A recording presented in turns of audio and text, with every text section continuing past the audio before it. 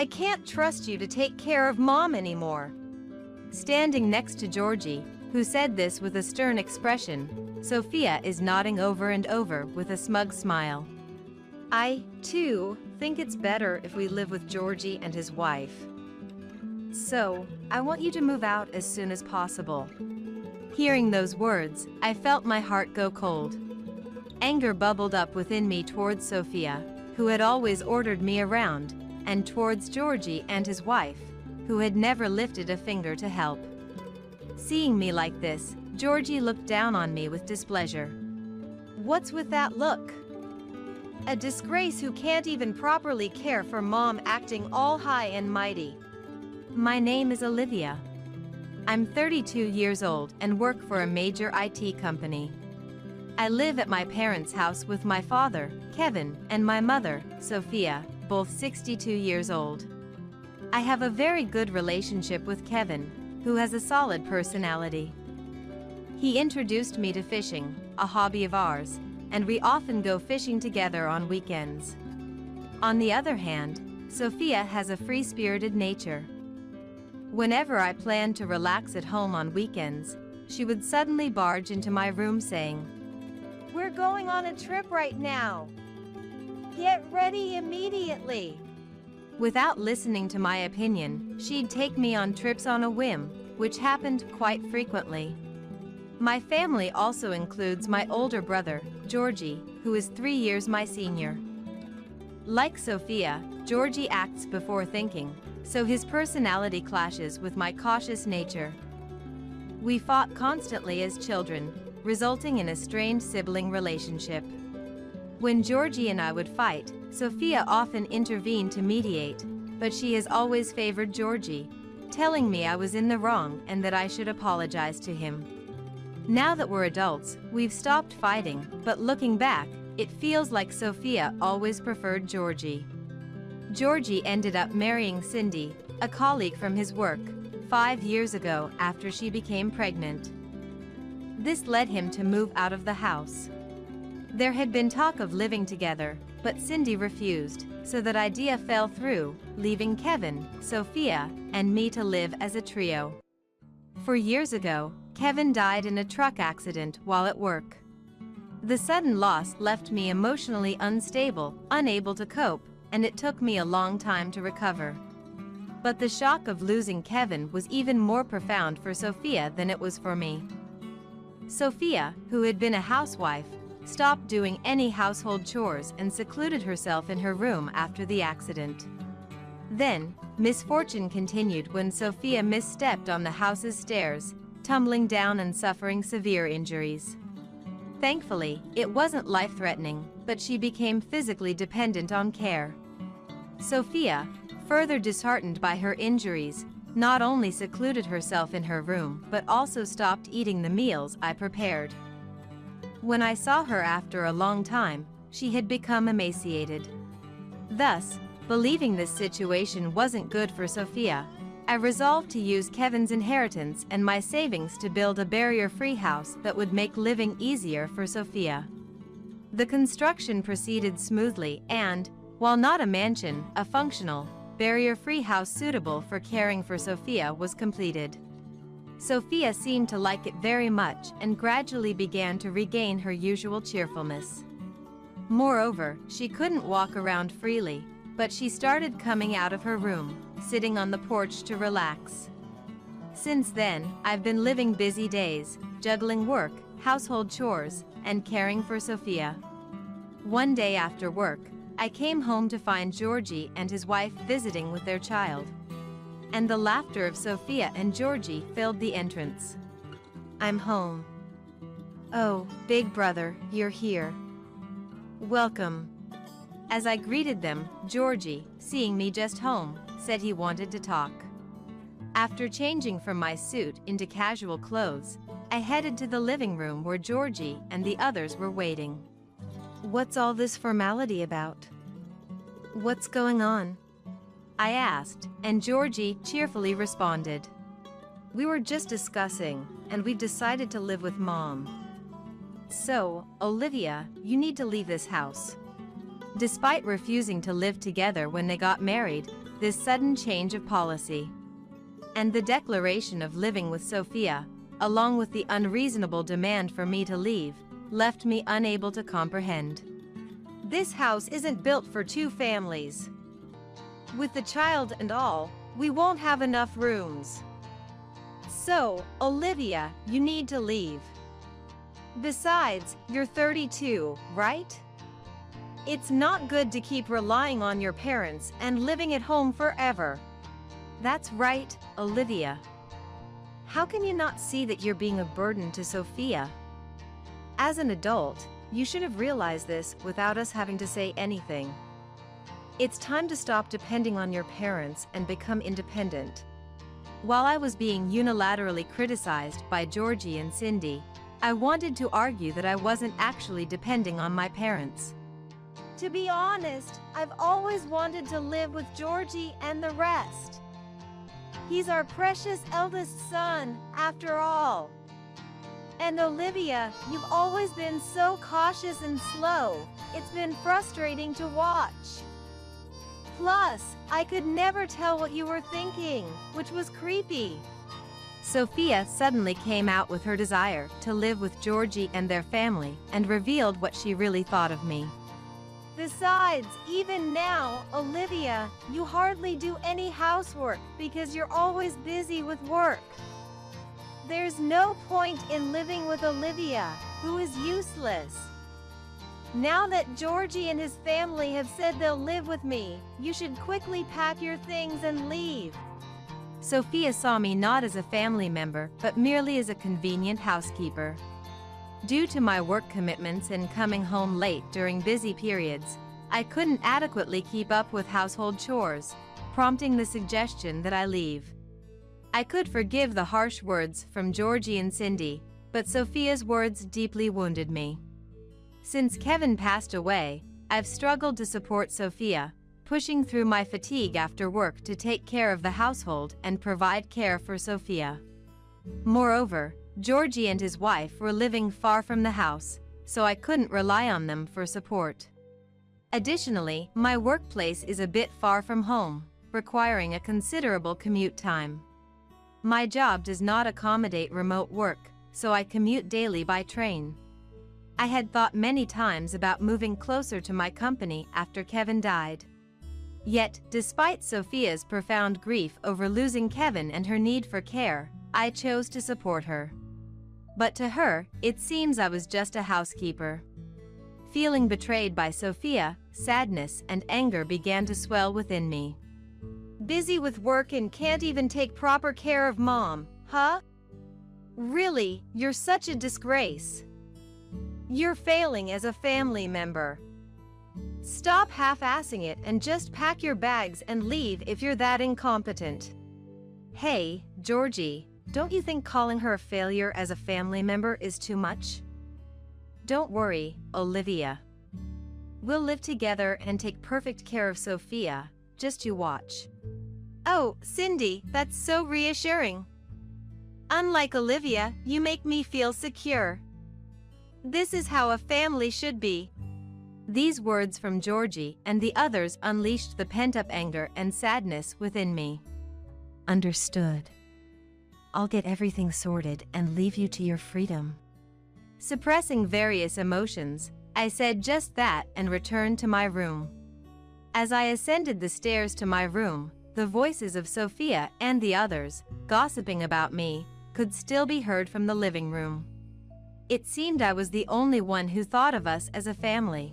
It appeared the others did not consider me part of theirs. Realizing this, the suppressed feelings of anger, sadness, and frustration came flooding back. After entering my room and closing the door, I decided to make a significant phone call, harboring strong emotions. 2 weeks after I left the house, I received a call from Georgie. Hey, Mom isn't doing any household chores at all. What's going on? According to Georgie, Sophia wasn't taking care of the house or the children at all, leaving them in a bind. I had assumed this would be the case since Sophia hadn't been doing chores even when I was living there, but it seems Cindy had different expectations. It turns out Cindy had hoped that, despite needing some care, Sophia's condition wasn't serious and that she could handle household chores and look after the grandchildren, allowing Cindy to take it easy. I couldn't help but feel astounded by Cindy's overly optimistic thinking and Georgie's complaints, despite agreeing to it so readily. There was no way living together and relying on Mom from the start was going to work. Plus, we knew she needed care all along. What are you complaining about now? I wasn't told she couldn't move around this much. Georgie came up with excuses like a child. And that's not all. People claiming to be from a real estate and construction company have been showing up, asking to see the house, causing us trouble. They're probably scammers, so we've been ignoring them. But they've been sending letters for a while, showing up at the house, and even calling. It's getting really annoying. Georgie said this in frustration, and I calmly replied, "Oh, that's because I hired a professional service. I've sold the house, so you'll need to move out soon." What? Why are you selling Mom's house without permission? It's our house, don't mess around. I ignored Georgie's yelling and explained that Sophia was already informed. Why do you think the house I paid to build is Mom's, let alone yours? I built it, so it's my right to sell it. The buyer wants to demolish it and the surrounding land to build condominiums. They were thrilled to buy it. Why would you do something like that on your own?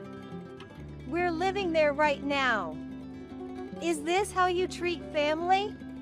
Who was it that said to leave because I was useless? Besides, it's my house that I bought, so I can do whatever I want with it. As I countered Georgie, who tended to ignore inconvenient truths, he seemed to run out of arguments. Georgie suddenly changed his tone, pleading with me in a different voice. Please! We were wrong.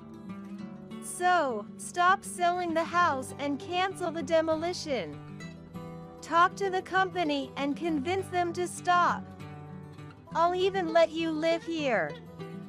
We'll make the rent cheap and even do some of the housework. How about that? It's not a bad deal, right? I'm saying we'll welcome you back into the family. Even in this situation, Georgie seemed not to understand his position at all. Despite it being the house I bought, he's talking about charging me rent, assuming I'd do the housework, and saying they'd welcome me back into the family.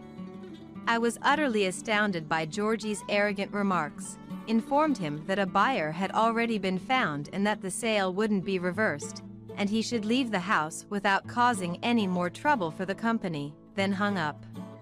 Georgie called again shortly after, but I blocked his number. Soon after, I received messages from both Cindy and Sophia, blaming me and asking to stop the sale of the house, but I replied with rejections to both and decided to block Sophia and Georgie's contacts, resolved never to see them again. A colleague who lives near the house I had built later told me about Sophia and Georgie's situation. After our call, the contractors moved in quickly to start demolishing the house. Sophia and the Georgies resisted until the end, trying to prevent the contractors from entering and spreading malicious rumors about illegal construction in the neighborhood, continuing their harassment and interference. I had warned the contractors in advance that these people were difficult and might cause trouble, so they were somewhat prepared. However, overwhelmed by the severity of their malicious harassment, the contractors reached their limit and threatened to call the police if the harassment and interference continued.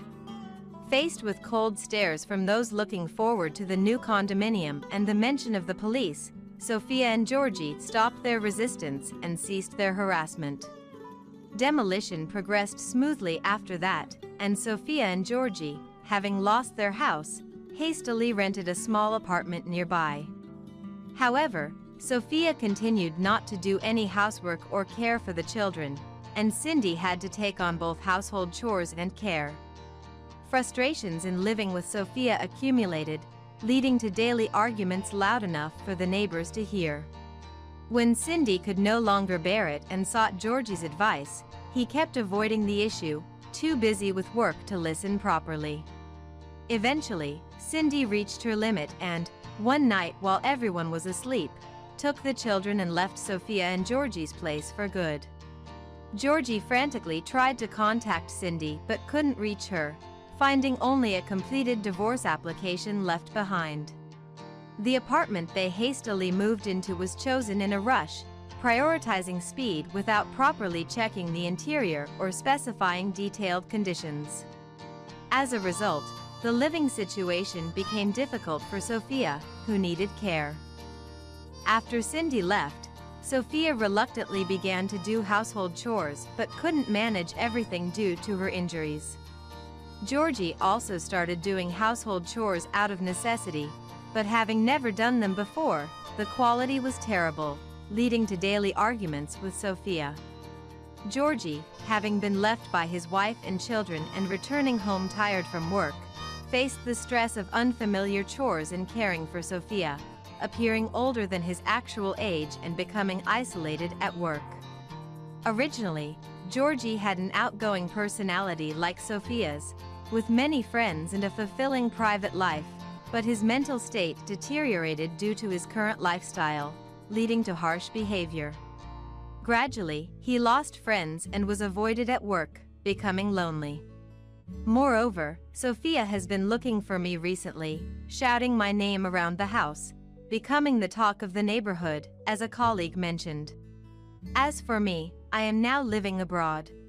My boss had always wanted me to go to our overseas branch, but I had declined due to caring for Sophia, who needed assistance. However, after being driven out of the house, I accepted the overseas transfer without hesitation and left for America. Life in a new environment is full of exciting new challenges. And while it requires a different perspective from America, I find it very rewarding.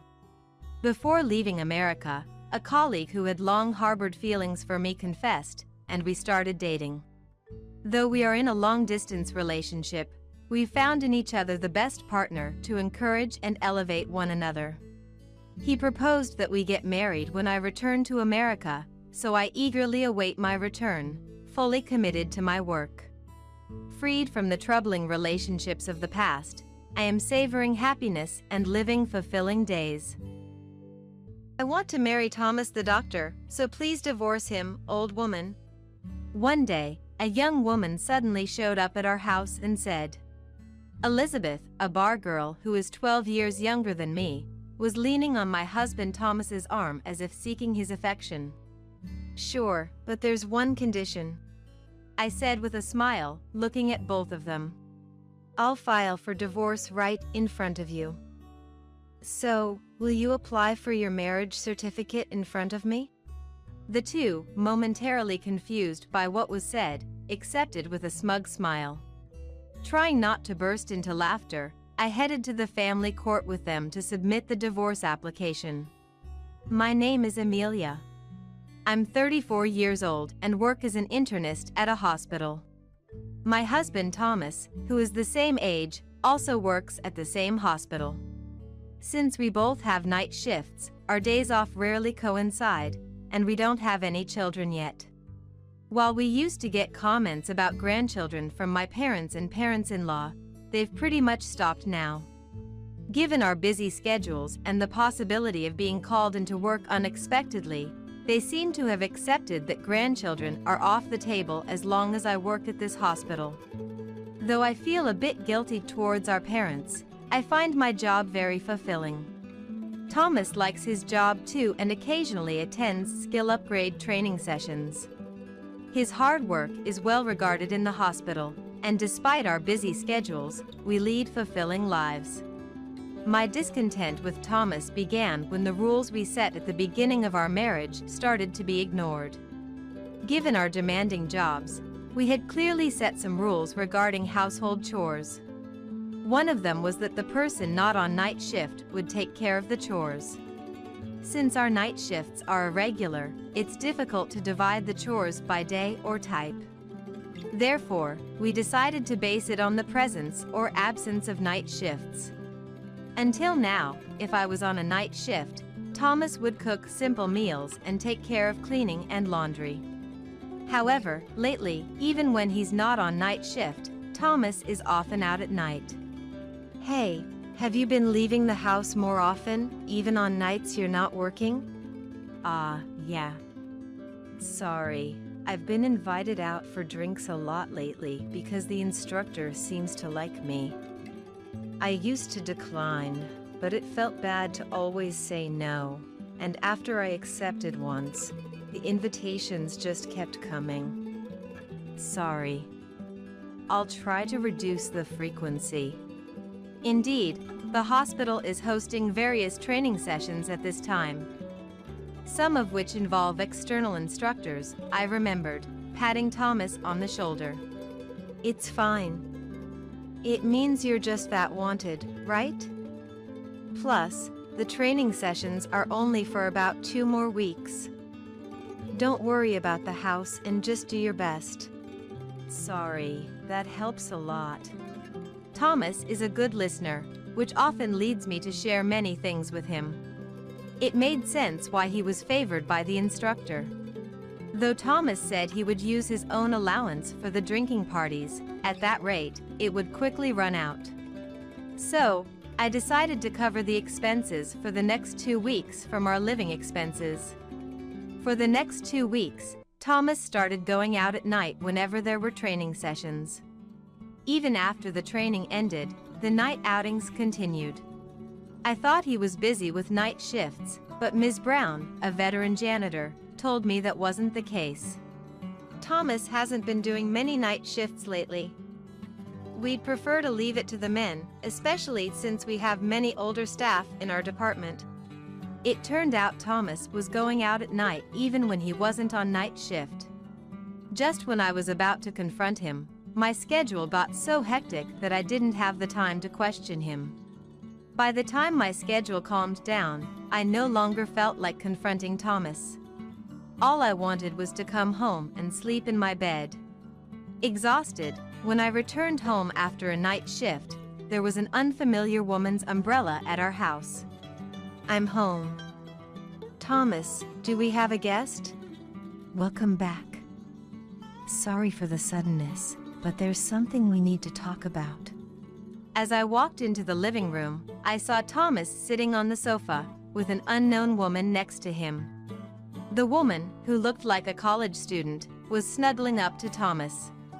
Can I leave my bag here? Yeah, that's fine. But I hope you can make it quick. The atmosphere clearly indicated it wasn't a good conversation, so I sighed and went to leave my belongings in the room. Without changing, I returned to the living room in my work clothes and sat on the sofa facing Thomas and the woman. I believe this is our first meeting. What brings you here today? Nice to meet you. I'm Elizabeth. I came here today because I want you to divorce Thomas, old woman. More than being called old woman by someone I just met, it was her lisping speech that irked me. Holding back my confusion, I looked at Thomas, who seemed flustered for a moment but then met my gaze firmly. Elizabeth works at the bar where I went with the instructor. She's a college student working part-time to pay for her tuition, a very earnest girl. A college student? No offense, but how old are you? Are you even over 21? I'm 22. Old woman and I have a 12-year gap. Interesting, isn't it? I wanted to challenge her comment about being interesting, but resigned myself to glaring at Thomas. So, you cheat on me while I'm busy and now want to marry a younger girl and ask for a divorce, is that it? Why do you have to say it like it's something bad? I just want to protect Elizabeth for the rest of my life. You can live on your own, but Elizabeth needs me. Thomas, that's so cool. Watching them engage in affectionate gestures before me made me sigh. Thomas was completely smitten by Elizabeth, finding everything she said adorable, which was incredibly annoying. Every time I called Elizabeth's name, she looked at me with a triumphant, smug smile. Do you really want to marry this man? A man who goes to bars while married, brags, and lies. A man who takes the sales talk of bars seriously. Are you sure you won't regret it? Of course I want to marry him. After all, Thomas is a doctor and earns a lot. It's terrible to accuse him of lying. He's promised to stop going to bars once we're married. Thomas and I are in love, so it'll be fine. Hearing this, Thomas hugged Elizabeth as if moved, and they once again retreated into their own world. I stared at Thomas in disbelief, but our eyes never met. All right then. If you two have decided on that, I'll divorce you. But there's a condition. What's the condition? Division of assets? At Thomas's words, I shook my head no, and then looked at them with a smile. We're going to the family court together. I want Elizabeth to witness Thomas and I submitting our divorce application. After the divorce application is accepted, I want you two to apply for your marriage certificate in front of me. That's all. The two, initially confused by what was said, stood up delighted when they realized that was the only condition.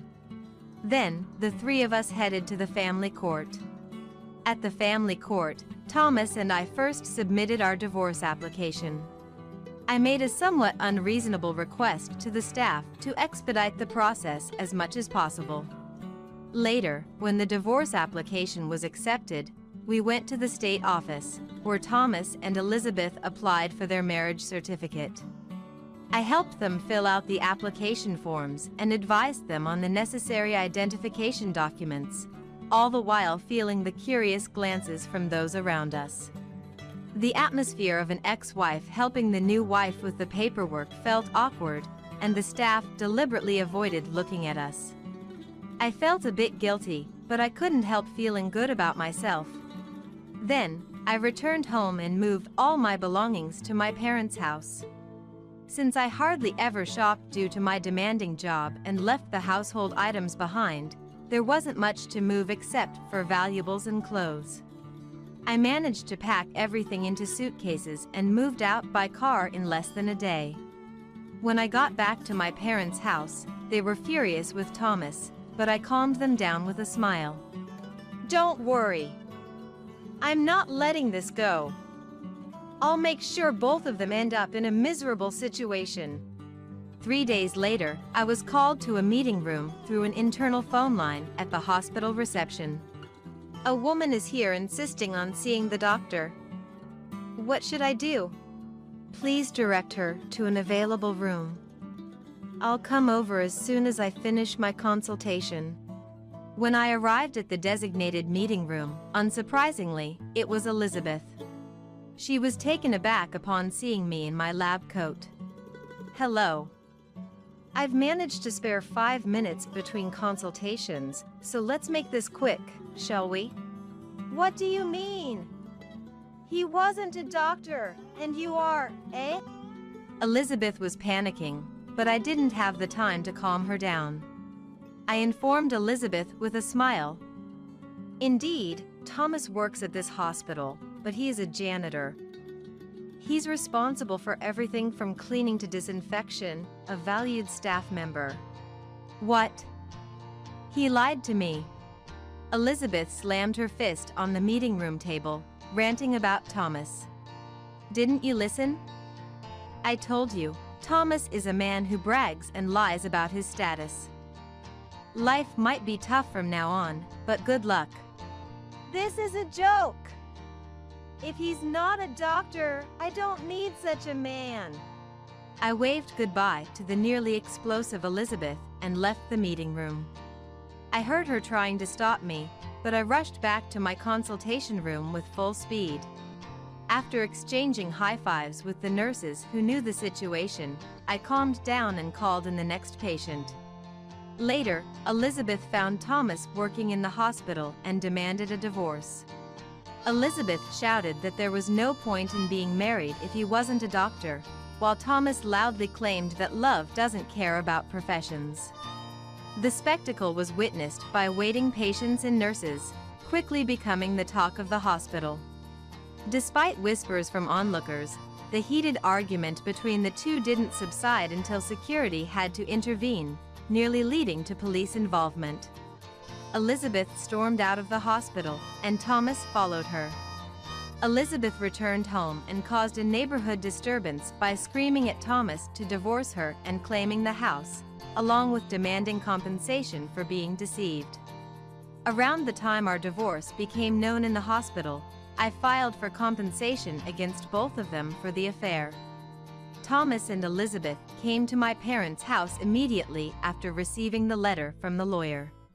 What the heck is this about demanding compensation? You didn't set any conditions other than remarrying Elizabeth. Why are you demanding compensation now? They barged into the house without hesitation, ranting in front of my parents. Well, Thomas, you cheated on me while we were married, and you, Elizabeth, knew he was married and still had an affair with him, right? So, of course, I'm going to demand compensation from both of you. Don't be ridiculous. It's not my fault. I won't pay a cent. You're so greedy even though you're a doctor. Your nature is so vile. Their yelling didn't bother me at all. Do you know why I included your remarriage in the divorce conditions?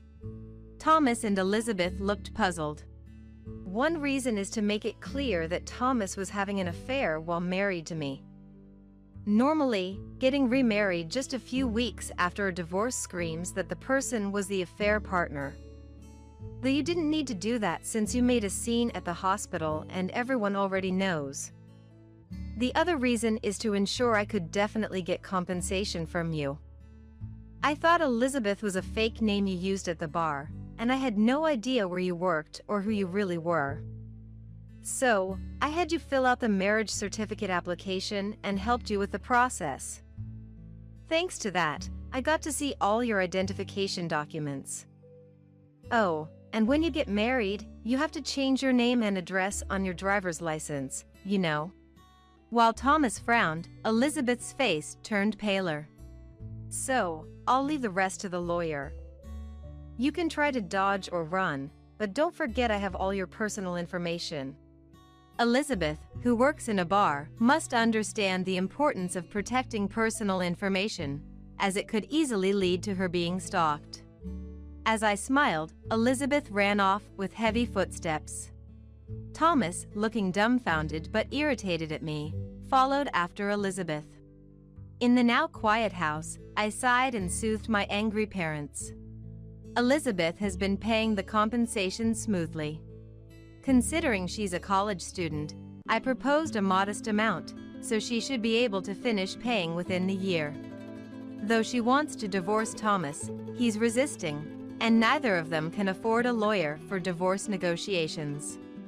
Thus, they're separated but not yet divorced. It was also her fault for believing Thomas was a doctor just because she saw a family name similar to his on the hospital's medical staff list.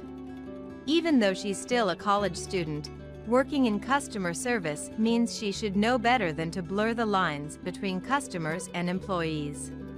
Perhaps for her, a wealthy doctor was an ideal marriage candidate, but having an affair with a married man was wrong.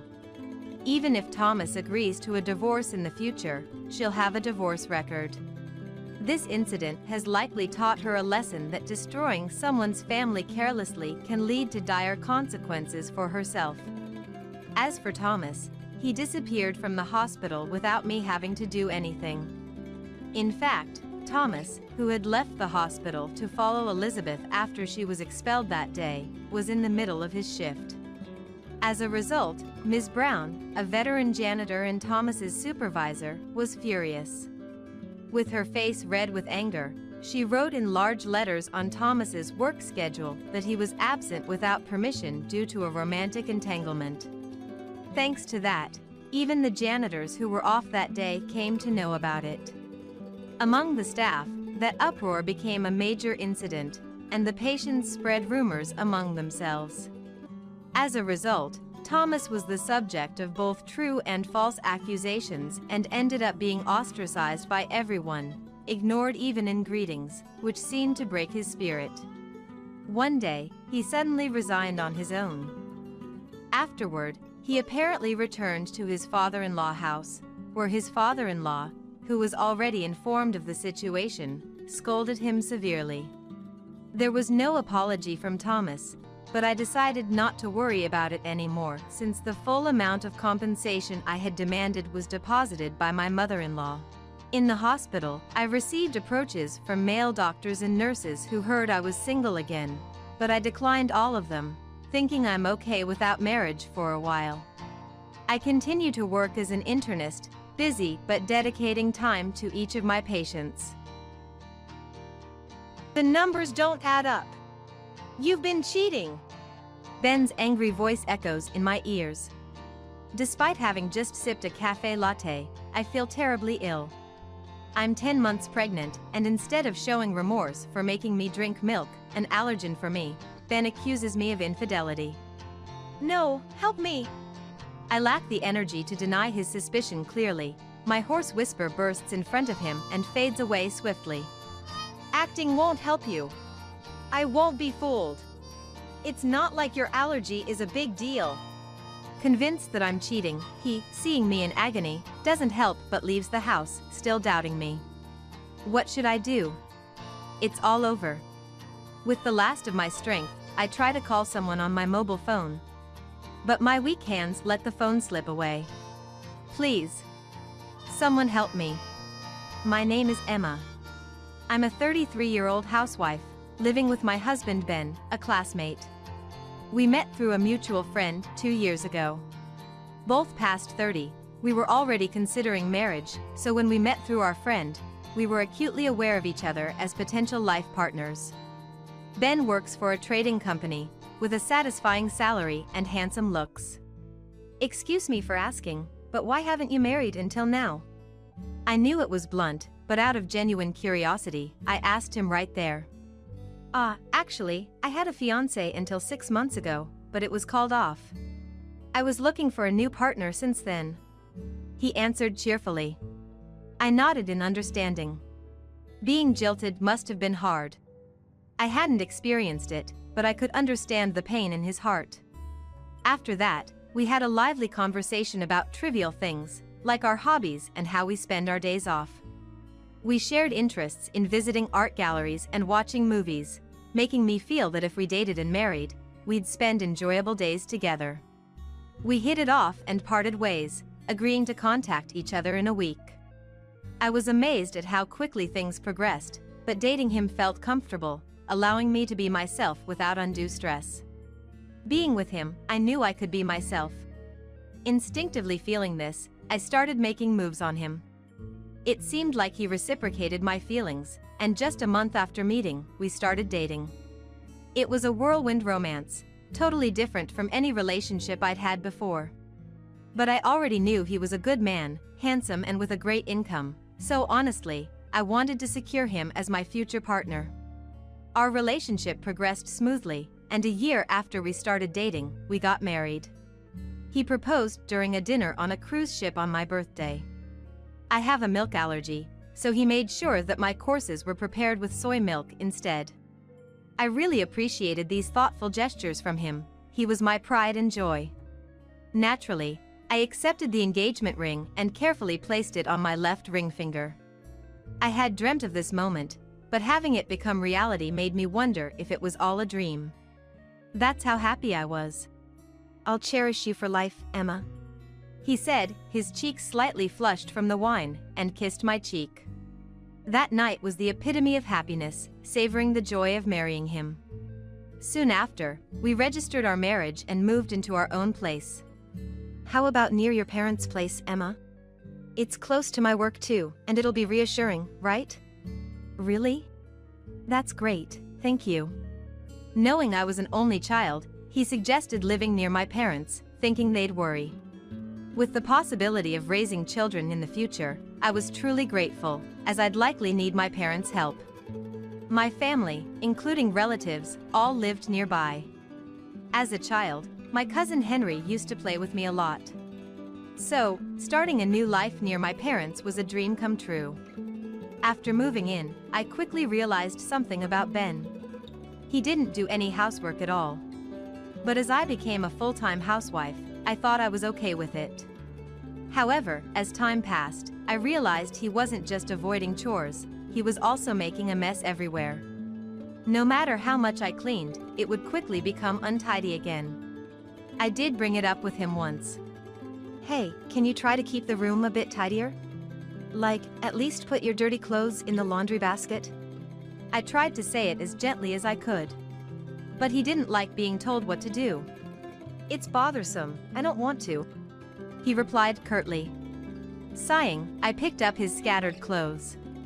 Aside from his messiness, there wasn't much else to complain about. On his days off, he would take me out on dates. We went to see movies we liked or visited limited-time art exhibits. It was a fulfilling married life. However, things started to change when I found out I was pregnant. When my period was unusually late, I checked and got a positive result. I immediately went to the OBGYN and was told I was pregnant. I was overjoyed at the thought of having a child with him. Just knowing I had the person I'd loved's child inside me made the world seem brighter. When Ben got home that day, I couldn't wait to share the big news. Guess what?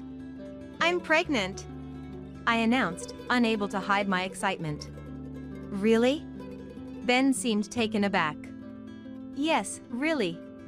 I'm 2 months along. The baby will be here in 10 months, so we have some time, but it's so exciting. I noticed a cloud of confusion shadow his face. 2 months? Yes. He seemed to mull over something. What's wrong? Aren't you happy? Well, it's just that. Ben responded cryptically, leaving me hanging without any further explanation. Did he not want a child with me?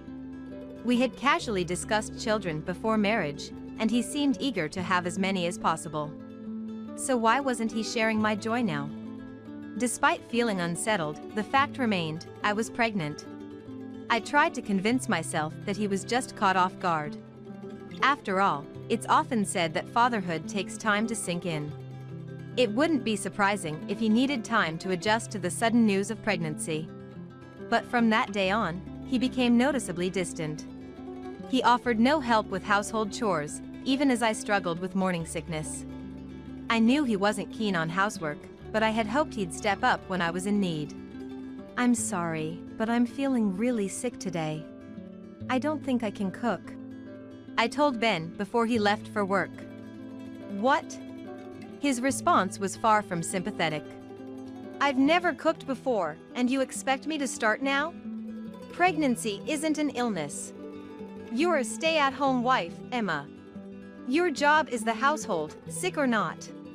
I go to work even when I'm not feeling well. He glared at me as if he was in the right. Sure, he went to work even when feeling under the weather, but everyone's condition is different. To me, barely able to get out of bed, his words felt harsh. But I really can't move, I pleaded with him. He snorted dismissively. Fine. I'll eat out today, he said, leaving the house. I never thought it would come to this. I sighed to myself. I had always believed that we would build a happy family together. But his attitude changed since my pregnancy was disheartening. Had I been so wrong about him? That night, he returned home drunk.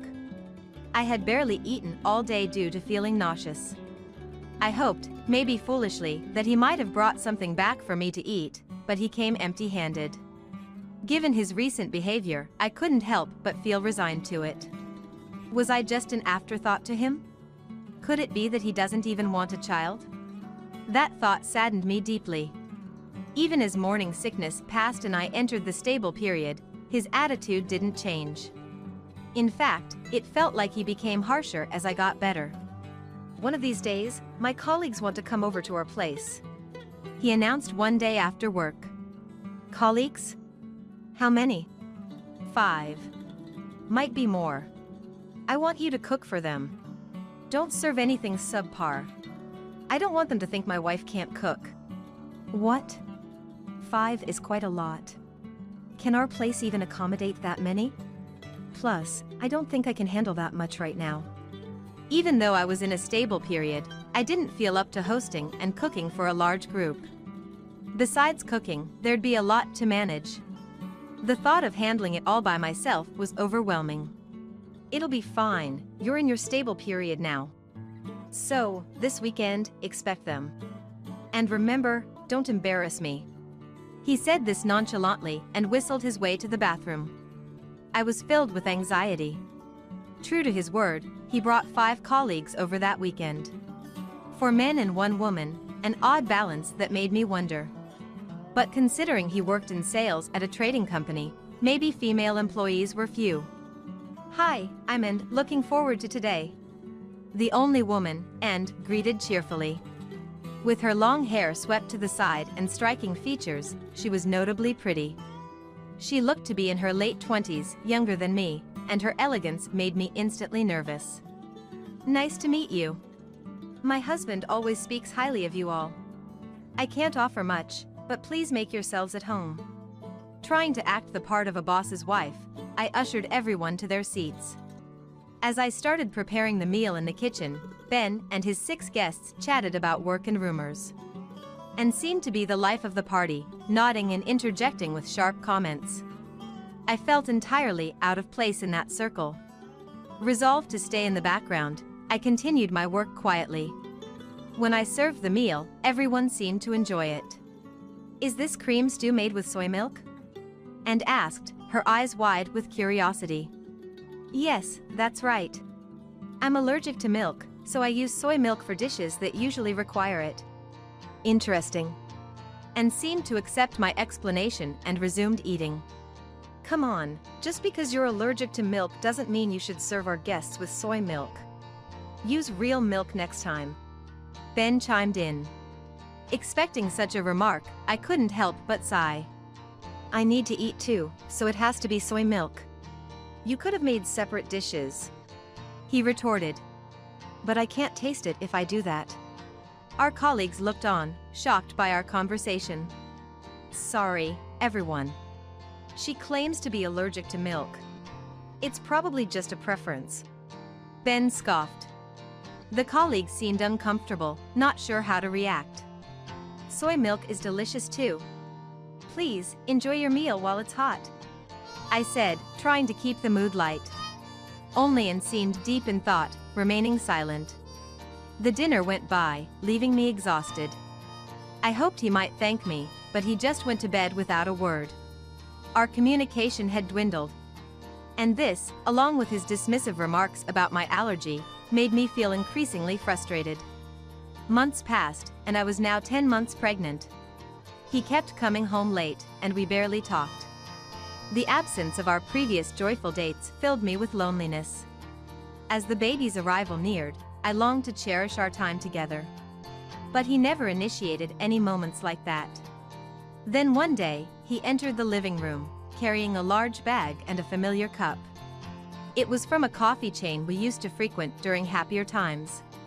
I'm going on a business trip for 3 days. I went for a walk this morning and stumbled upon this coffee shop, so I bought this. Soy latte, remember? Yes, it's been a while. It was unusual for him to go for a walk in the morning. Stumbling upon a coffee shop and buying soy lattes seemed out of character, considering his recent behavior. He waited with a smile for me to take the soy latte. Was this a change of heart? I felt a glimmer of hope that the kind Ben I knew was returning. I wanted to go for walks with him again. Maybe after the baby was settled. I eagerly took the soy latte and drank it. It tasted familiar at first, but something was off. Is this milk? By the time I realized, it was too late. The cup slipped from my grasp. Ben's face twisted into a satisfied smirk. Hard to breathe. My breathing became labored as I slumped to the ground. I've always had my doubts. Is the child in your belly really mine? He questioned. What? I was utterly shocked by his accusation, suggesting the baby might belong to someone else. When you said you were 2 months pregnant, it didn't add up. I couldn't recall any encounter from 2 months ago. But that's... I wanted to explain to him that he was misunderstanding something, but I couldn't find my breath to defend myself. The numbers don't add up. You've been cheating. His accusation resonated in my ears. Despite not having much of the cafe latte, I felt terribly ill. 10 months pregnant, and instead of showing remorse for making me drink milk, an allergen, he was accusing me of infidelity. No, it's not like that. Help me. I didn't have the energy to clearly deny his suspicion. My raspy voice burst in front of him and quickly faded away. Acting won't help. I'm not fooled. Allergies aren't that serious. Convinced I was cheating, he, instead of helping me in my agony, left the house, still doubting me. What should I do? It's all over. With the last of my strength, I tried to call someone on my mobile phone. But my weak hands let the phone slip away. Please. Someone help. Desperately crying out in my mind, my consciousness began to fade. When I woke up, the first thing I saw was the white walls and ceiling, and I realized I was in a hospital. I was saved. As I felt relieved, I noticed someone's face peering in from the edge of my vision. Emma! You're awake! Henry. It was Henry, my cousin who lived nearby. Emma, you called me, and when I answered, I heard nothing at first, so I thought it was a mistake. But then I heard labored breathing and realized something was wrong. I rushed to your house, the front door was open, and I found you collapsed in the living room. It was a shock. I called an ambulance and had you taken to the hospital right away. Henry earnestly explained what happened after I collapsed. I remembered calling him just before I collapsed. He had always been like a big brother to me, caring for me. I thought he would come if there was an emergency. But before I could ask for help, I dropped the phone. I was in awe of him for sensing the emergency and rushing to help. I'll call the doctor. Wait here, he said and left the room. After a while, he returned with the doctor. The doctor explained that I had an anaphylactic shock due to drinking milk, but somehow managed to save me and the baby. Hearing that just a few more minutes could have endangered the baby's life, or left me with lasting disabilities, sent chills down my spine. My being here, awake in the hospital, was all thanks to Henry. Henry, thank you, really. No need to thank me. But how did this happen? His confusion was understandable. It was unthinkable for me, allergic to milk, to drink it willingly. Well, actually, I told him everything about my marriage with Ben up to this point. Ben and I thought we were meant for each other and got married. We had similar hobbies and always enjoyed our dates. Life was happy after marriage, at least for a while. But as soon as I got pregnant, his attitude changed drastically. Looking back, I still can't pinpoint what went wrong. Henry, arms crossed, seemed to be pondering the reason too. Ben's behavior changed after you told him about the pregnancy, right? Yes. When I said I was 2 months pregnant, he thought the calculation was off. He convinced himself I cheated and did this as revenge, I guess. Henry's face hardened as I replied. Revenge or not, this is too much. Feeding you milk when you're allergic. What was he thinking? Anger was clearly visible in his eyes. I felt moved by his anger on my behalf. I can't believe it. If it weren't for you, Henry, neither the baby nor I would have made it. Just thinking about what could have happened without his help sent shivers down my spine. Filled with a mix of relief and a desire for retribution against Ben, I asked, what should I do about Ben? Henry, seemingly pondering the same thing, asked me back. Of course, I can't just let this go. I need to see that he's punished. As I responded, if that's the case, he began. I have a plan. After hearing his plan to deal with Ben, I couldn't wait to confront him. The plan was to be executed upon my discharge from the hospital when I first saw Ben. I resolved to follow Henry's advice when I met Ben. But the plan had to be put into action sooner than I thought. 3 days into my hospital stay, I received a call from Ben. It happened while Henry was visiting me. I hesitated to pick up the phone, and the call ended. But Ben called again immediately. So persistent. I muttered, staring at the incessantly ringing phone. The phone stopped briefly, only to ring once more. As the cycle repeated, I looked at Henry, silently seeking advice. Let's execute the plan now, a bit earlier than expected. Understood. I replied. Nervously, I picked up the mobile phone, pressed the call button, turned on the speaker, and placed it on the table. Hello, Emma? Finally, you answer. Seriously. I returned from my business trip, and you were nowhere to be found. I've been searching all over for you. Running away from home, what's that about? Thanks to you, I haven't had dinner. His angry voice filled the hospital room. If I had held the phone to my ear, it would have hurt from the loudness. Ben, showing no concern for me, immediately started yelling. He was the one who made me drink milk and sent me to the hospital. His complaint about not having dinner was ridiculous, considering he never cooks. If he can't cook, he should eat out, but he doesn't even do that. It's like dealing with a child. While listening to Ben's angry words, I exchanged a resolute nod with Henry. Excuse me, but who am I speaking to? I deliberately lowered my tone to confuse Ben. What? What are you talking about? Ben sounded baffled on the other end. Henry and I exchanged a knowing look and smirked. I don't know who you are. The mobile phone screen says Ben, so are you perhaps my husband? What? He sounded completely perplexed. It made sense. After repeatedly calling his wife, he finally got through, only to hear nonsensical words. I glanced at Henry again and smirked. Henry nodded in agreement.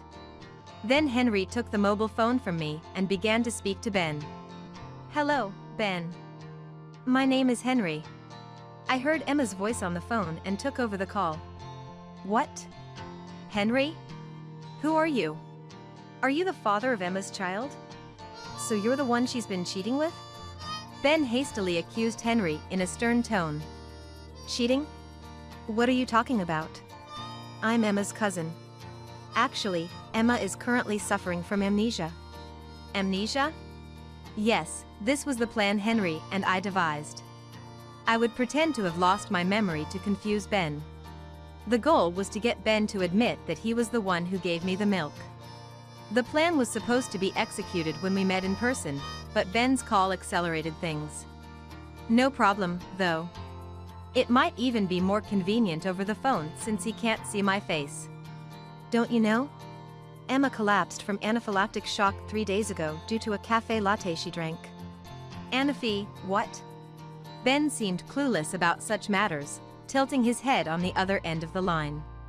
She nearly died after ingesting milk, an allergen. The baby was almost affected too. Emma lost her memory due to the psychological shock. You were the one who gave her the drink, right? Henry's tone was stern. Ben let out a small cry of disbelief. No. What do you mean no? It was me who gave it to her, and told me to do it. Ben's voice trembled. Hearing this shocking revelation, Henry and I exchanged glances.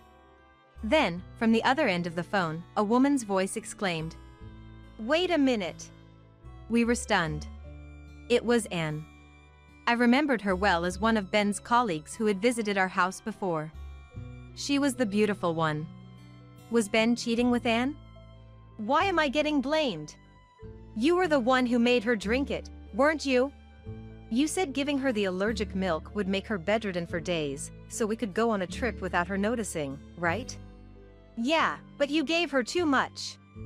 Ben and Anne began arguing. From their conversation, it seemed Anne had known about my milk allergy and planned to make me slightly ill so they could travel without worries. Ben and Anne were clearly having an affair. After all his accusations of my supposed infidelity, Ben was the one cheating. I felt nauseated by his hypocrisy. I exchanged a look with Henry and took back the phone. Thank you for your time. I've recorded everything you just said. Hearing my voice, supposedly amnesiac, Ben and gasped on the other end. What? What do you mean? Sorry, the amnesia was a lie. It was a ruse to get you to admit you gave me the milk. Thanks to that, I also got your confession of cheating. I'll be claiming a substantial compensation. I said it cheerfully, and Ben and both shouted in disbelief. How foolish can they be? Henry and I were astounded by their lack of awareness of the severity of their actions. That's terrible. You were cheating too, weren't you? Then the compensation should be split, right? No, it's your fault for cheating first. I thought of cheating with and because of you. So, no need for compensation, right? Ben's triumphant tone was grossly misguided. When did I say I cheated? It's obvious if you count the pregnancy weeks. Ben was clearly mistaken. I set him straight. Pregnancy weeks are counted from the end of the last menstrual period. Not knowing that and suspecting me of cheating, then deciding to cheat yourself, that's despicable. I'm divorcing you. Prepare for a hefty compensation. I yelled with all my might and hung up forcefully. Then I blocked Ben's calls. Finally, peace returned. Henry, really, thank you. No, I didn't want to see Emma sad. I'm glad you could set Ben straight. We sighed in relief, facing each other. I was going to have a child without a father, but it's decidedly better than having a father like Ben. Later, Henry and I submitted the voice recorder data with Ben and Anne's confessions to the police. They were promptly arrested and are currently being interrogated. A colleague of Ben's, who visited us before, said it was clear even at their workplace that Ben and Anne were together. One of the colleague, Mike, confessed. I regret not speaking up sooner. But I understand it takes courage to expose a colleague's wrongdoing. I reassured Mike it was okay. Ben's previous engagement had been called off due to his sudden change in behavior. A revelation that made perfect sense. Additionally, it was discovered that Ben and Anne had used company business trips as a cover for their personal vacations multiple times, leading to their dismissal for misusing company funds. After their release from prison, they'll be starting life from scratch, having lost their jobs. The compensation they owe me is substantial. They paid it off with loans, but I wonder what they plan to do next. Sometimes I think they might be better off in prison, given the gravity of their crimes. Taking my allergy lightly, poisoning me with milk, and their infidelity. I have no sympathy for them. I hope they deeply reflect on their actions while with the police. Meanwhile, I gave birth to a baby girl and am currently living at my parents' house, where they help me raise her. Henry often visits and helps with the baby, which I greatly appreciate. When she gets a bit older, how about we go out together? Henry suggested sincerely. Yes. I nodded with a smile. Perhaps there's a future where Henry and I end up together. These hopeful thoughts fill my mind. You're such an unreliable sister. We need to go big for the Christmas party, so we have to make a lot. Order some more appetizers and steaks. That's my sister Chelsea, always bossing me around. I did as Chelsea asked, order takeout, and pack up everything. Then, to my overly excited sister and her husband, I said, well, I'm heading home now. My name is Taylor, a 32-year-old office worker. I've been married to Orland for a year now. We're really close, and our newlywed life has been truly blissful. But then, after father-in-law passed away due to illness, Orland asked me to move in with my mother-in-law Kyla at his family home. I was really anxious about living together, but Kyla was incredibly kind and quickly eased my worries. She taught me her special recipes and treated me so well. Life with just Orland was fun, but I've come to really enjoy our time as a family of 3. I feel blessed to have married into such a wonderful family and cherish these happy days. However, there's something that worries me. My own family. How's Mom feeling today? Oh, I'm doing really well today. I'm currently at a care facility where my mom lives. My dad passed away about 3 years ago, and since then, Mom had been living with my sister and her husband at our family home. But after Mom's legs got weak, they quickly moved her into this care facility. What's worse, I only heard about Mom's situation directly from her, not from my sister. Angry that Chelsea hadn't consulted me, I went to talk to her once. Chelsea just got defensive and lashed out irrationally. Your opinion doesn't matter, Taylor. We were the ones living with her after all. Still, you could have at least told me beforehand. Stop nagging. Why don't you take care of her then? I can't. I'm already living with Orland's mother. Then don't complain. Chelsea and I were never that close.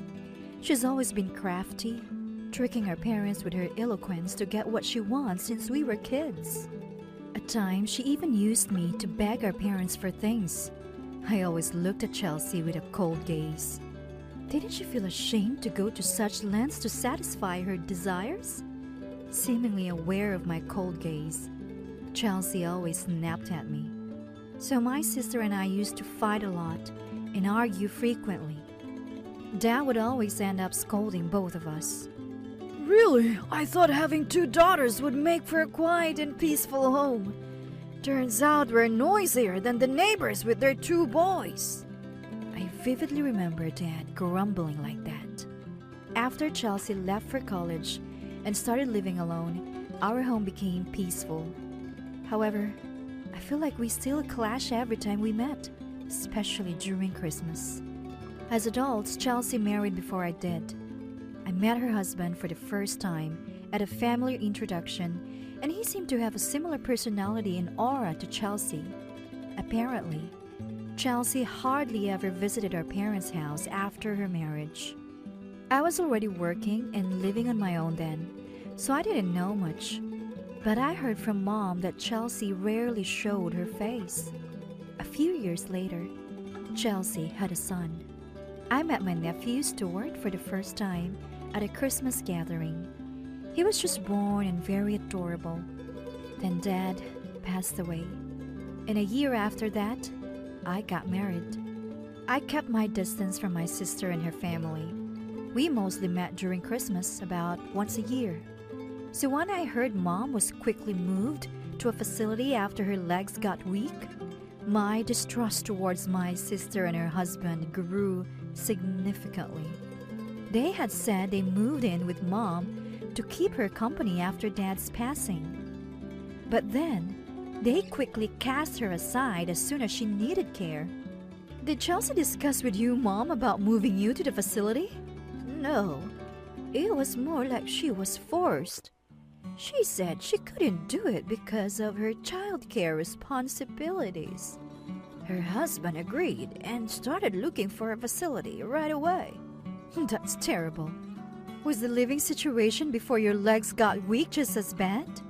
Mom looked down a bit down when I asked. Yes, even when you scolded her. Chelsea always dumped all the housework on me. She even left Stuart scared to me. I was getting tired, so maybe moving to the facility was for the best. Mom. It saddened me to hear Mom had been through so much. After Dad died, Chelsea inherited a family home. I wondered if my sister and her husband had been waiting to take over the house, to live rent-free, and to get rid of Mom, the nuisance. It seemed like something Chelsea would do. She would always prioritize herself first. I visited Mom regularly at the facility, but Chelsea hadn't shown her face even once. She probably didn't care much about our parents. In fact, Chelsea didn't seem too distraught even when Dad died. But when it came to the funeral and inheritance, she and her husband were very proactive. The heirs were Mom and us sisters, but Chelsea's husband kept butting in. Though Dad's estate wasn't much, just the family land and house, they repeatedly suggested that Mom and Chelsea should inherit it. I'll take care of Mom, so let's live together, Chelsea had said, convincing Mom. Mom asked me what I thought, and honestly, I didn't mind who inherited the house. If Chelsea was willing to take care of Mom, I was okay with her inheriting it. After I shared my thoughts, Mom agreed, and we decided to let Chelsea inherit the land and house. My sister and her husband, quite different from how they were during the funeral, efficiently prepared for the inheritance and completed the process quickly. Then they moved into our family home and started living together. It seemed more about acquiring the house than living with Mom, but I was glad Mom wouldn't have to live alone in her old age. However, living with my sister and her husband turned out to be a nightmare for Mom. When I visited home, like during Christmas, Mom would always express her dissatisfaction when we were alone.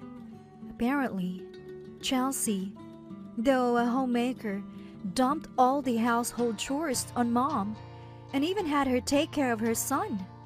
Mom had to take Stuart too and from daycare and play with him. I'm already 68 and getting weaker. Chelsea does nothing, leaving Stuart to me and going out during the day. Such a thing. I trusted Chelsea to take care of Mom, but at that time, I had just started living with Kyla, so I couldn't live with Mom myself. I thought I needed to talk to Chelsea and ask her at least to take care of her own son. Putting all the burden on Mom isn't right. But Chelsea irrationally lashed out. Huh? We're living together to help her out. Mom should do at least that much. You don't have kids, Taylor. You don't know how hard parenting is. Childless housewives shouldn't interfere. That's no way to talk. You said you'd take care of Mom, but it looks like she's the one taking care of you. Don't twist the conversation and attack me. Chelsea, red-faced with anger, yelled even more. Shut up! You're always so argumentative and annoying. If you don't like how I do things, stay out of it. With that, she forced me out of the house. I hadn't even come to see her in the first place.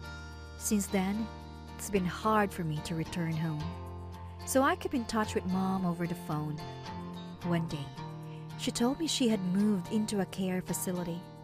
I was furious that Chelsea hadn't consulted me, and we had another fight. Our relationship, already strained, was at its worst. I visited Mom regularly at the facility, but Chelsea never did. Thankfully, the care facility seemed to be of good quality, and Mom was living comfortably. Her pension was enough to cover the expenses. It was probably more peaceful and less burdensome for her than being saddled with household chores and childcare. So I continued my days, keeping an eye on Mom's condition. Then I unexpectedly received a call from Chelsea. I was on edge. It's rare for Chelsea to call. I had a bad feeling. Was she going to ask for something troublesome? Or had something happened to Mom? With tension, I answered the phone. Hello, what's up? Chelsea started talking in an annoyed tone. I'm bringing Mom back to the family home for Christmas. So Taylor, help me with the caregiving. Wait, what do you mean? Mom wants to spend Christmas at home. My husband and I are too busy. So you help Mom, okay? I was surprised by this sudden request.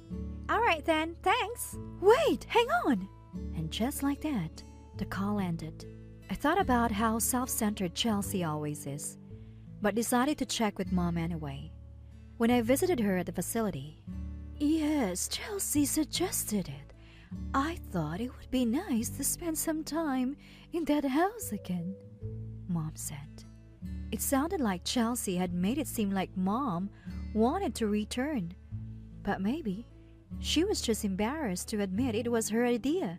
I felt happy, thinking Chelsea did care about Mom after all. So I decided to join in and take care of Mom. Orlan and Kyla smiled and told me to go. So I prepared to visit my family home for the first time in a while. And then Christmas came. I took Mom and headed to the family home. When we arrived, Chelsea greeted us. Good to see you. Once you put down the luggage, could you help with some things? Chelsea said as she let us in. Sure, what do you need help with? To my surprise, Chelsea demanded. Could you start by cleaning all the rooms? All of them? I exclaimed in shock. Chelsea with a cold gaze. I told you we're busy, didn't I? She retorted. Although I had my reservations, I decided to comply quietly, considering I had brought Mom here, and it was now my sister's house. As I started cleaning earnestly, Stuart began to interfere. He started messing up the areas I had just cleaned. Could you please stop that? Why? I'm just playing. It's troublesome if you mess up what I've just cleaned. Stuart continued to make a mess, unconcerned. The house was large, and cleaning was already challenging. Increasing the workload was the last thing I needed. So I spoke to him a bit more firmly. Can't you understand when I say stop? If you don't behave, I'll get angry. Then Stuart started crying loudly. Chelsea rushed over and yelled at me. What are you doing making him cry? I can't believe this. Well, he's messing up the place I just cleaned. Kids makes messes, you know? That's what they do. This is why people without children just don't get it. I was infuriated by Chelsea's condescending attitude. But then Mom, I'll take care of Stuart, she said, stepping in between us. But Mom, hit your legs, you shouldn't. It's fine. I have a secret trick to keep Stuart quiet. Mom took out some snacks and comics from her bag and handed them to Stuart, who happily started eating and reading. Chelsea warned me. If you make him cry again, he'll have me to answer to. And then she left. Relieved, I resumed cleaning and finally finished, exhausted. Next, Chelsea handed me a note with a list of groceries. Go, buy everything on this list. Excuse me? Hurry up, before the relatives arrive. What? I was taken aback. Wait a minute. Are relatives coming too? Yes, they are. Is there a problem? We've never done this before. I thought it was just going to be our family. It's none of your business, Taylor. From now on, we're hosting lavish parties with relatives. It will boost our reputation. Is it okay to have Mom around so many people? She's not strong, you know. It might be too much for her. Chelsea snapped at me. Oh, stop it. I'm in charge of this house. Just do as you are told. I invited Mom to show the relatives how well I'm taking care of her. What? We lived with her, so it's only right we create an opportunity to be praised for it. I was shocked. She invited Mom from the care facility just for that? Can you just get moving? You're so slow, Taylor. Seriously, you're such a useless sister. We need to go big for the Christmas party, so make sure to buy plenty. Appetizers and steaks and get them from a department store or something. Chelsea ordered me around and then left the room. I was speechless. She wasn't thinking of Mom at all. She just wanted to use Mom to get praise from others. When I went to find Chelsea, she was lounging on the living room sofa, watching TV. She was making me work while planning to take all the credit herself. I suddenly felt everything was ridiculous. Being used like this, neither Mom nor I would be happy. I'd probably just be worked to the bone during the party. When I quietly told Mom what Chelsea had said, she was shocked. I thought I'd get to relax. I haven't mingled with relatives in years, and it makes me uneasy. And Chelsea invited me just for this? Mom, let's go back home today. I'll call Orland. I immediately phoned Orland and asked if it was okay to bring Mom to our place. After explaining, Orland and Kyla agreed. Of course, come over, Kyla said. Let's go back now, Mom. I ordered appetizers and steaks as Chelsea instructed and pack up. I could hear my sister and her husband and Stuart chatting in the living room. We're having a feast today. Lots of appetizers and steaks. Yay, awesome. I can drink lots of beer too. Leaving everything to me and expecting to have fun is not how the world works. After packing, I put the bags in the car and helped Mom inside. Then I went back inside and headed to the living room. To my overly excited sister and her husband, I said, "Well, I'm heading home now." What? Wait, Taylor. What are you talking about? What about the cooking? The appetizers? You should do what you were asked to. Chelsea berated me. "Don't worry, I've ordered the appetizers and steaks as you ask." This made Chelsea a bit quieter. But who will take care of Mom? I asked you to look after her. "Don't worry, Mom's already in the car." Wait, what? That makes no sense. I need to show the relatives I'm taking care of Mom. What's the point of lying? Even without Mom and me, you can still enjoy your lavish party, right? Chelsea's face turned red with anger. Why are you speaking so formally all of a sudden, Taylor? Bring Mom back right now. I won't return her until after the party. Faced with Chelsea's unreasonable anger, I firmly told her, "Please, don't use Mom and me for your convenience. We're cutting ties with you." With that, I left the house and got into the car. My sister and her husband stood there, faces pale, watching me. We then headed to my in-laws' house. Orland and Kyla warmly welcomed Mom. "I hope you don't mind eating what I've made. We have beef stew and appetizers." Despite her modesty, Kyla's cooking is quite delicious. Mom, visibly moved, said, "Oh, this is delicious," as she enjoyed the appetizers. Mom and Kyla, being close in age, got along very well. I thought of myself that I should have brought Mom here from the start. I saw dozens of calls from Chelsea on my phone, but I didn't want to deal with her that day. So I turned off my mobile and enjoyed the party with the four of us. Then, after the New Year, my sister and her husband suddenly showed up at my in-laws' place. Taylor, what have you done? Why didn't you pay for the appetizers and steaks? They were angry about the bill for the food I had ordered.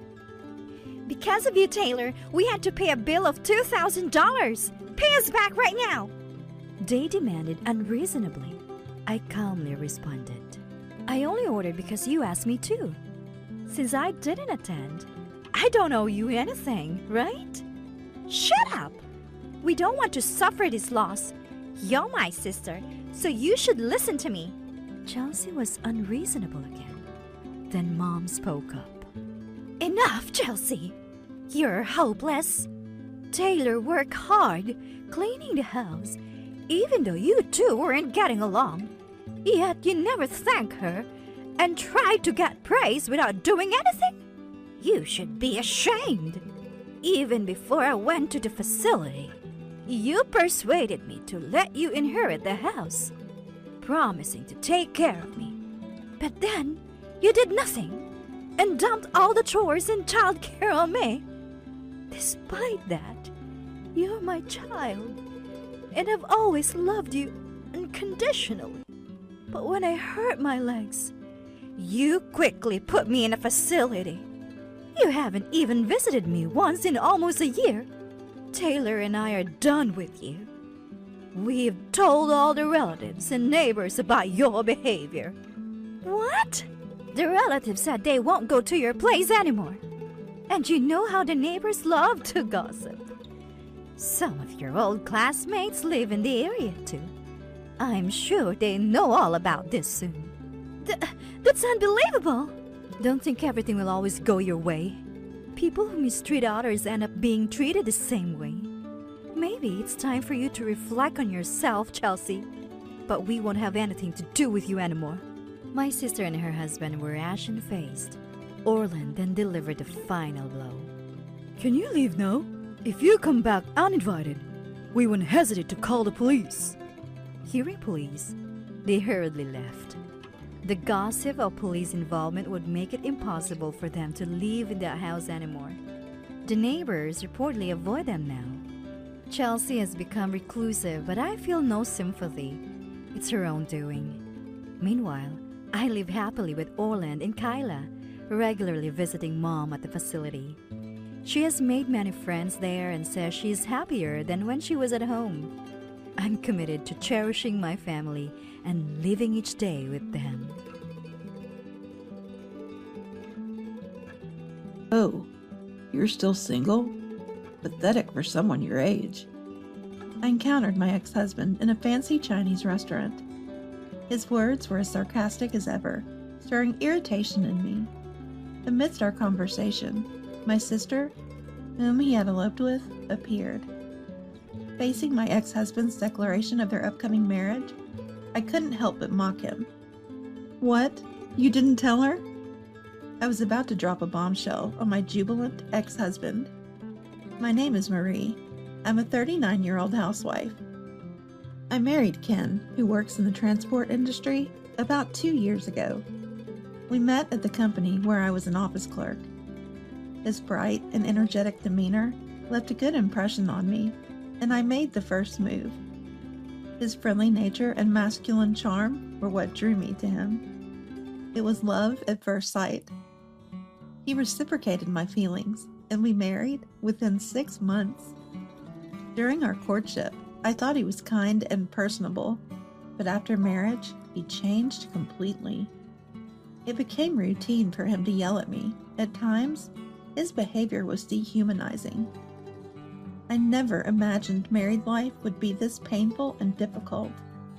Every day was gloomy, and I even started to fear my husband.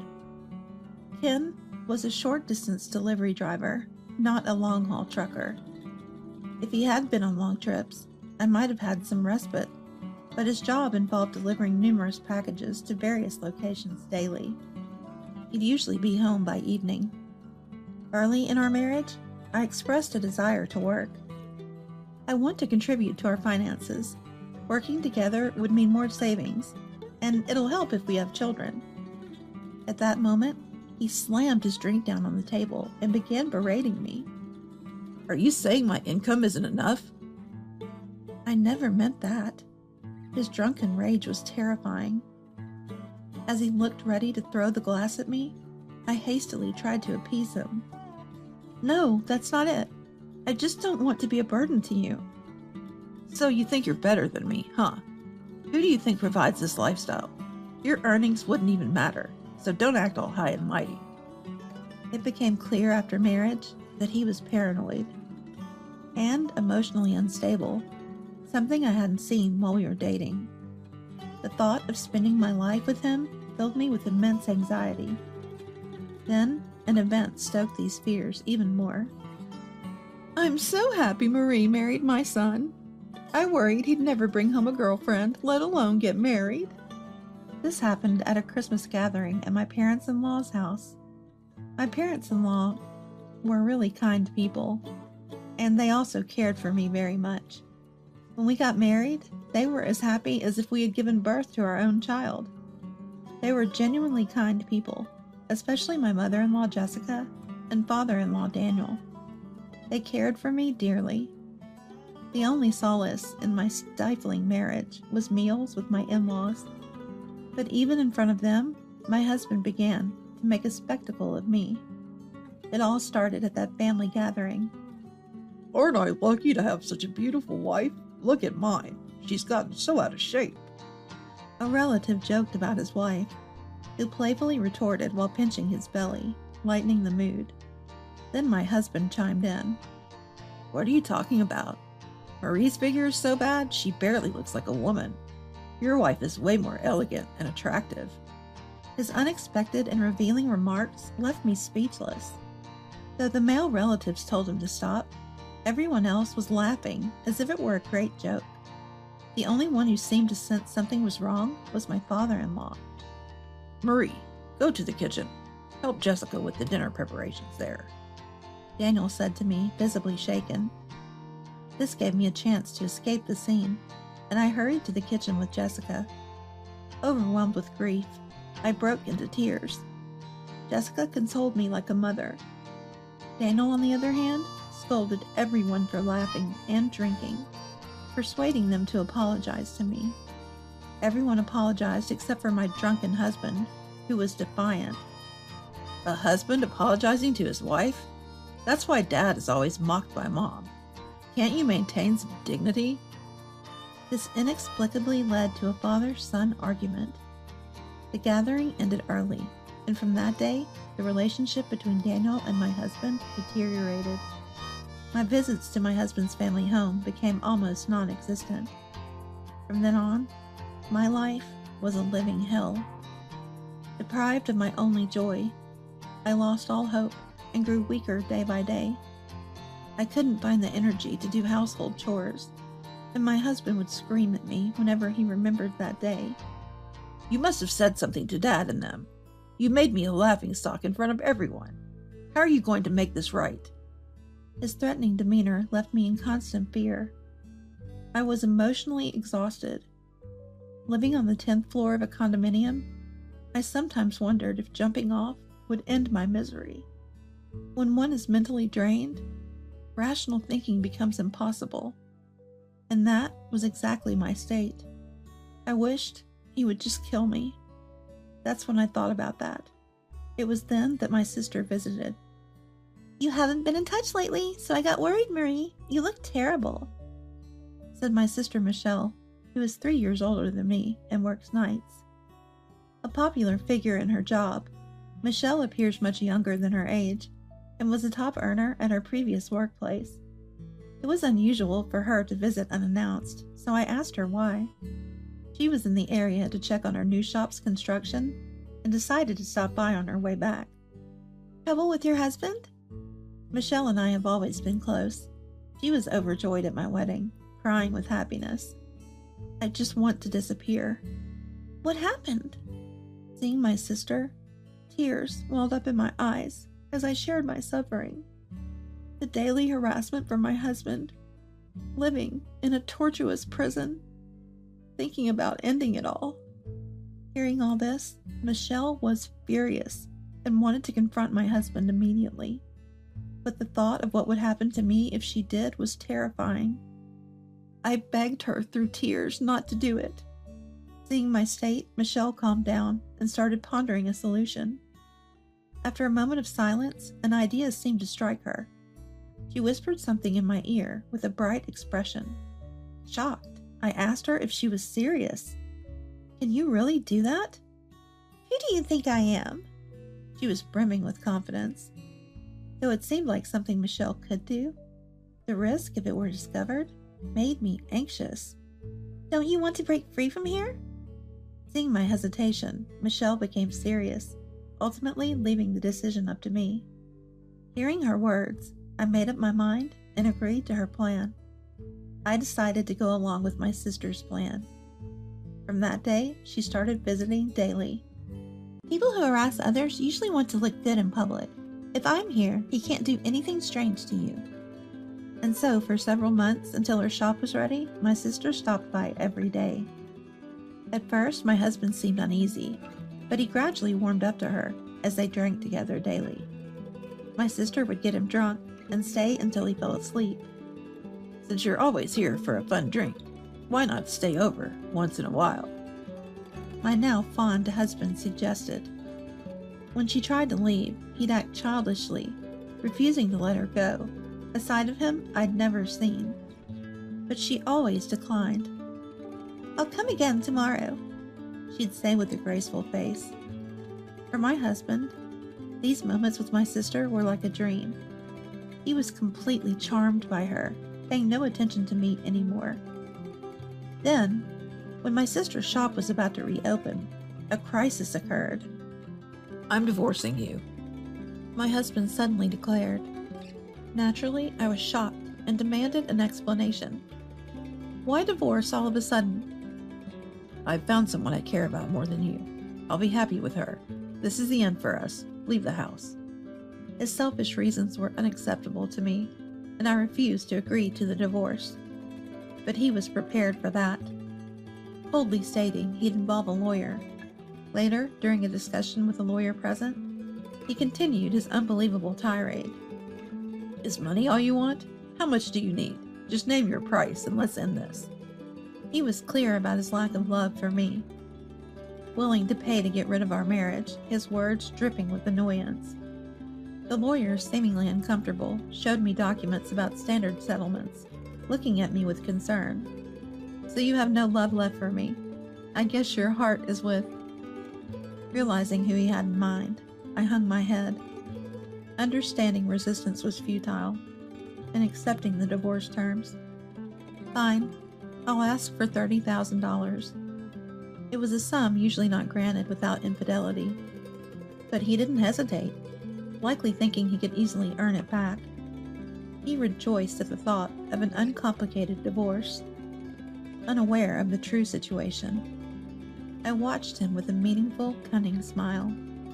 The divorce proceedings moved forward without him ever realizing my true feelings. However, my agreement to the divorce was strongly opposed by his parents. When I went to inform them, they scolded him and defended me. What are you thinking? That's right. Marie has been so devoted to our family, and now you want a divorce? To leave for someone you like is utterly childish. Jessica tearfully tried to convince him, while Daniel, red-faced and agitated, reprimanded him. But to him, their words seemed only a nuisance. He picked his ear and frowned in annoyance.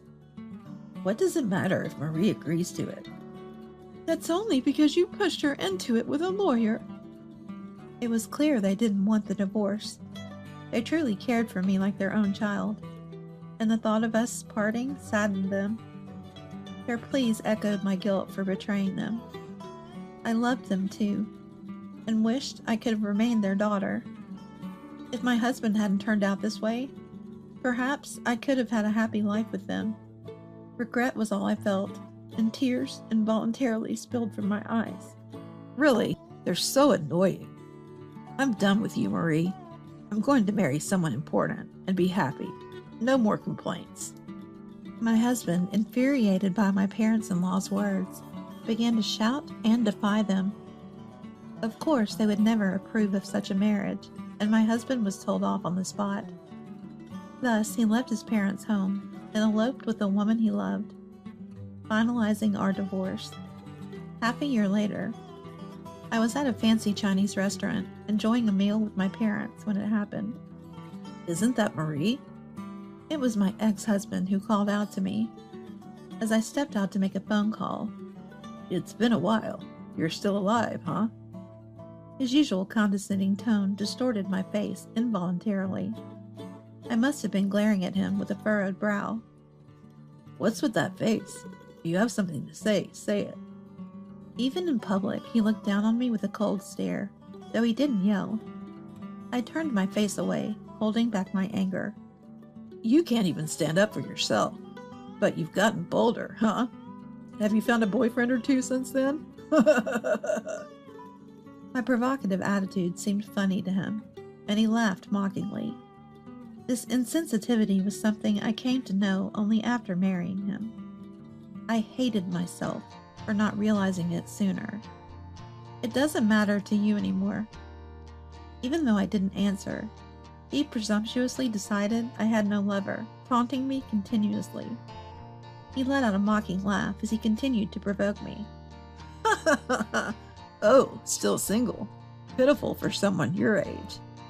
He leaned in, looking triumphant, about to mock me further when... Oh, Ken and Marie, I didn't expect to find you here. My sister entered the restaurant and called out to us. Michelle, perfect timing. I was just about to tell Marie. My ex-husband's face lit up vulgarly as he put his arm around my sister. I watched calmly, giving him a chilly look. I was going to tell you that Michelle and I are getting married. He pulled my sister closer, beaming proudly. I had easily guessed the reason for my divorce was his actions towards my sister. Instead of feeling hurt, I looked at them emotionlessly. Sorry, I'm the one getting happy here. But hey, you're not bad looking. Maybe you'll find someone.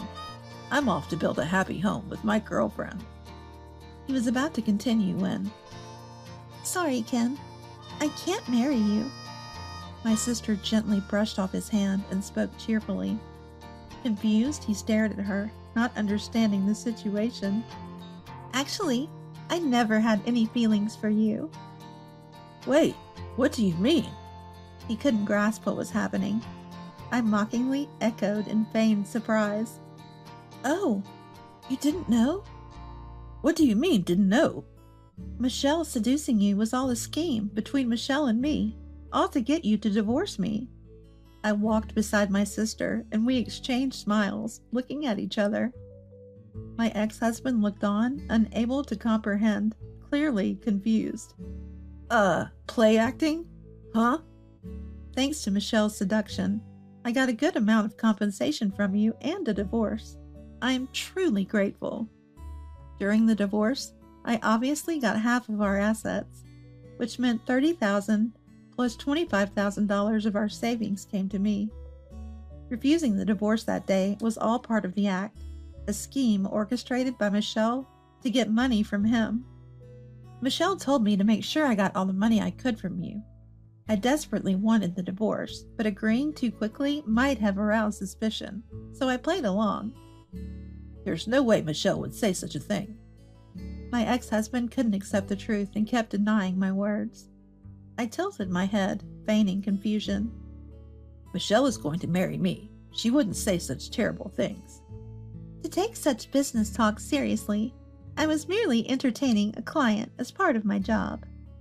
Michelle, looking troubled, spoke with her eyebrows furrowed. Putting her hand on her cheek, she said with a sigh,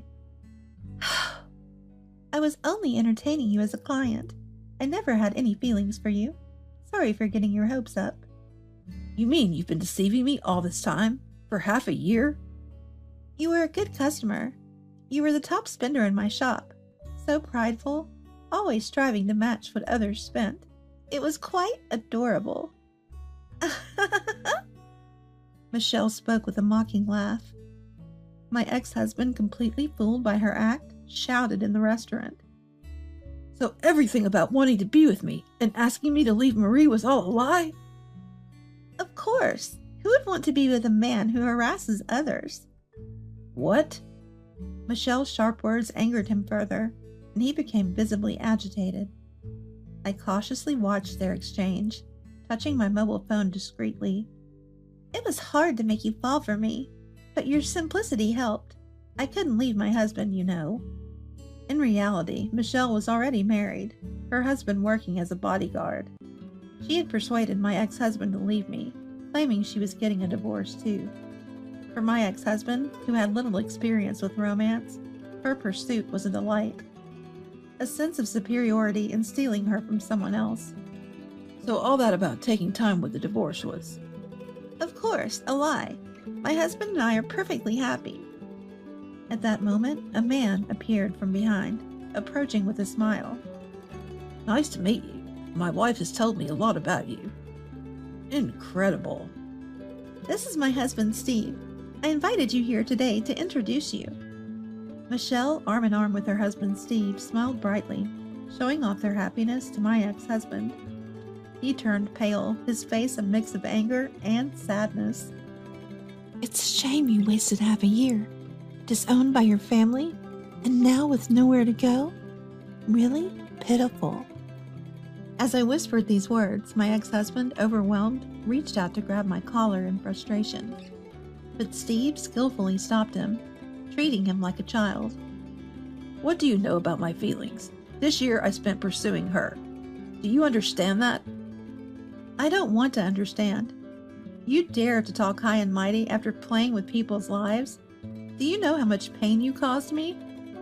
I raised my voice, letting my tears and pent-up emotions flow, confronting him with all my suppressed feelings. Being ridiculed in front of relatives, your attitude towards Jessica and the others. I will never forgive all the things you did during our marriage. You deserve to see hell. Turning around, I called out for someone to come. Then my ex-husband's parents, my parents, and even his relatives appeared from the room behind. Let's show them your true self and how pitiful you really are. While he looked puzzled, I played the voice recorder I got from my sister, playing his cringeworthy sweet talk to her. Are you really going to leave Marie? Of course. I don't need someone who's only good for housework. I prefer someone with an adult and attractive figure like you, Michelle. His voice dripping with smugness as he hit on my sister was cringe-inducing. Despite the discomfort, I continued playing the recording, exposing my ex-husband in front of our relatives. But you liked Marie, didn't you? Housemaid? I never really liked her. I married her just to boost my own status. No real feelings involved. The relatives showed their disgust at my husband's words. He began to rage, demanding to stop the recording. But Steve, strong and determined, held him back, even as he shouted in protest. She was always obedient to me, just a little threat, and she'd comply, more of a servant than a wife. I have no attachment or regrets about her. Hearing this evidence of his harassment, my in-laws distorted their faces in anger, and everyone unanimously condemned him. He was completely alienated, criticized by everyone. You're a disgrace to our family. How could you say such things about your own wife? It's shameful for a man to act like this. I'm embarrassed he's part of our family. While everyone looked at him with disdain, I spoke to him in a cold tone. You have no one on your side anymore. Understand this and never come near our family again. I never want to see your face again. I triumphantly stopped the voice recorder and asked Steve to escort my ex-husband out. He struggled to respond, but it was futile, and he was thrown out of the restaurant. Even after the doors were locked, he caused a scene outside until the police were called and took him away. My sister and I high-fived, sharing joy in our successful revenge. We ordered food for a celebratory party, and everyone comforted me for my struggles and suffering. It was good to book the whole restaurant. I'm glad everyone can enjoy themselves without worry, my sister remarked, having arranged the venue. I expressed my gratitude to my sister for everything, enjoying a meal together for the first time in a while. This marked my successful revenge on my ex-husband. After that, he reportedly stalked my sister, resulting in police involvement and a painful lesson from Steve. He never dared to show up again after being intimidated by Steve. 13 years have passed since then, and I now handle the accounting for my sister's shop. I still keep in touch with my in-laws, occasionally going out for meals with them. I am forever grateful to my sister for saving me from my hell. As I work hard alongside her, I vowed to repay this immense debt of gratitude someday. My name is Olivia. This happened about half a month ago. I received a call from my mother-in-law, Lily, inviting me to a memorial ceremony. Yes, I'll come. I replied cheerfully, but inside I felt down. A memorial ceremony means Tommy and the others will be there too, right? That was my worry. My husband Ken and I got married about 3 years ago. During a family meeting back then, Ken's sister-in-law, Emma, said to me when the in-laws weren't around, "You're kind of plain. Disappointing to have someone like you as a sister-in-law." I was furious, of course, but I didn't want to make a scene, so I pretended not to hear. Then Ken's brother-in-law, Tommy, added, "I don't mind if you're plain or poor." "Poor?" "Yeah, your family's just average, right?" "Well, yes." "Then you're poor. Not a good match for our family." They mocked me like that. Ken noticed and stepped in quickly, so the conversation ended there, but it still hurt. What was that about? Even with all their money, they're poor in character. I complained later, but it was just a petty response. Because of that, I still don't like Tommy and his wife. No, it's more accurate to say I hate them. I don't want to see Tommy, but I already told Lily I'd come. Regretting, I went to the in-laws' house for the memorial ceremony. Their family runs a big company locally, so at their memorial ceremony, there were many guests. One after another, people arrived and greeted the in-laws. Ken and Tommy were greeting people too, while I stayed behind the scenes with Emma. Even while busy, Emma said to me, "I'm surprised a poor person like you showed up." "I'm not poor, and I came because Lily invited me." "Really? You're not here for the ceremony money?" "Of course not." "I can't believe it." Emma looked at me with disdain. It's really infuriating. Judging people by their appearance, always labeling them as poor? What kind of upbringing did this person have? I'd like to see their parents' faces, I muttered under my breath. Then, as if responding to my comment, Tommy's voice came. I'd like to see the family of a poor person, too. Tommy? You must have a plain face like yours, right? Tommy said, and I clammed up. Seeing me silent, Tommy gloated. From now on, can you not show your face around us? It's unpleasant just seeing a plain poor person. Yeah, Tommy's right. Emma agreed with Tommy's words. I was so angry that I was about to retort. But then Lily came over to us.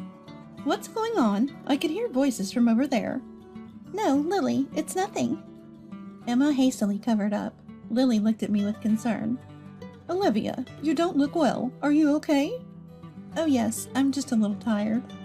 So, we were about to have dinner, Lily said, and then Tommy exaggeratedly interrupted. No, Mom. What's the matter, Tommy? Ken and Olivia are going home now. Going home? Lily turned to me. Of course I had no recollection of saying such a thing. So they're telling us to leave. I realized immediately, but I wasn't sure how to respond. As I hesitated, Ken approached. Sorry, but we have an early start tomorrow. Is that so, Ken? Yeah, so we're heading back now. Then let's have dinner another time, Lily said, smiling at me. Then Ken and I quickly left the in-laws' house. As we left the in-laws' house, Emma quickly followed us. Lily asked me to give this to you. Emma handed me something that looked like a thank you gift. Avoiding eye contact with a dissatisfied expression. Thank you for going out of your way, I responded indifferently. Then Emma sneered. Running away suits you. Running away? That's right. Just run away and never show your face to us again. Emma spat out these words. If I could, I would. Ken replied calmly, making Emma's face turn red. What did you say? Are you mocking us? We're only doing what you asked, not to show our faces. Don't be ridiculous, you poor thing. That's exactly what I mean by mocking. My apologies then. We'll be leaving now. Ken quickly put his hand on my back and started walking. After walking a bit, Ken apologized to me. Olivia, I'm really sorry. Why are you apologizing, Ken? Because of what Tommy and Emma did. You don't have to worry about it.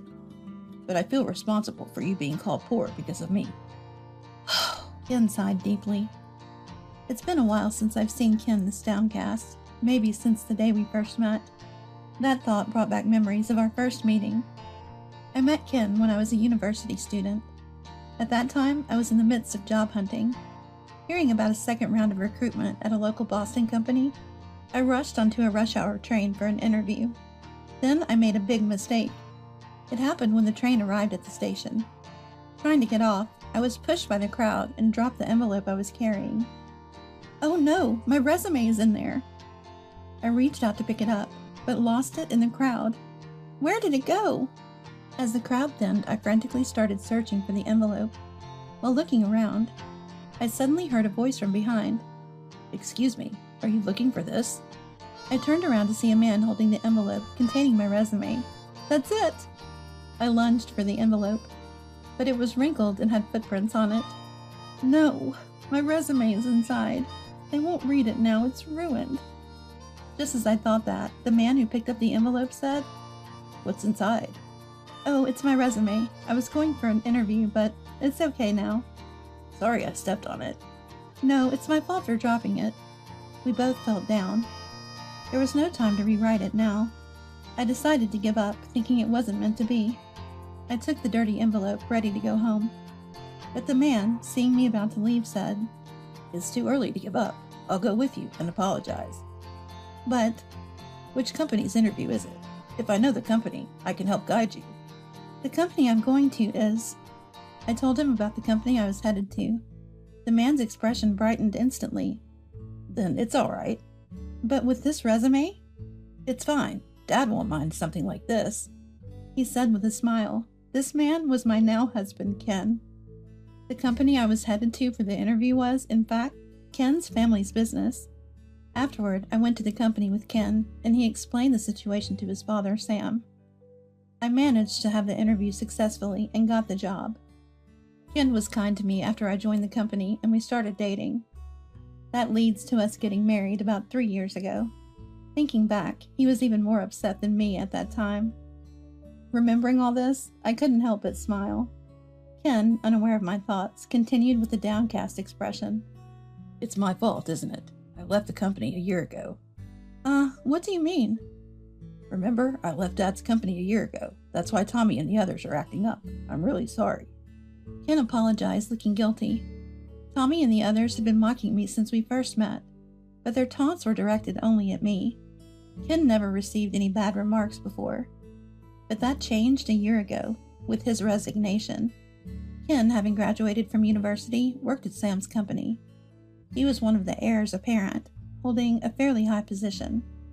Then one day a year ago, Ken came home from work and said to me, Olivia, I quit my job. Why? I was obviously shocked.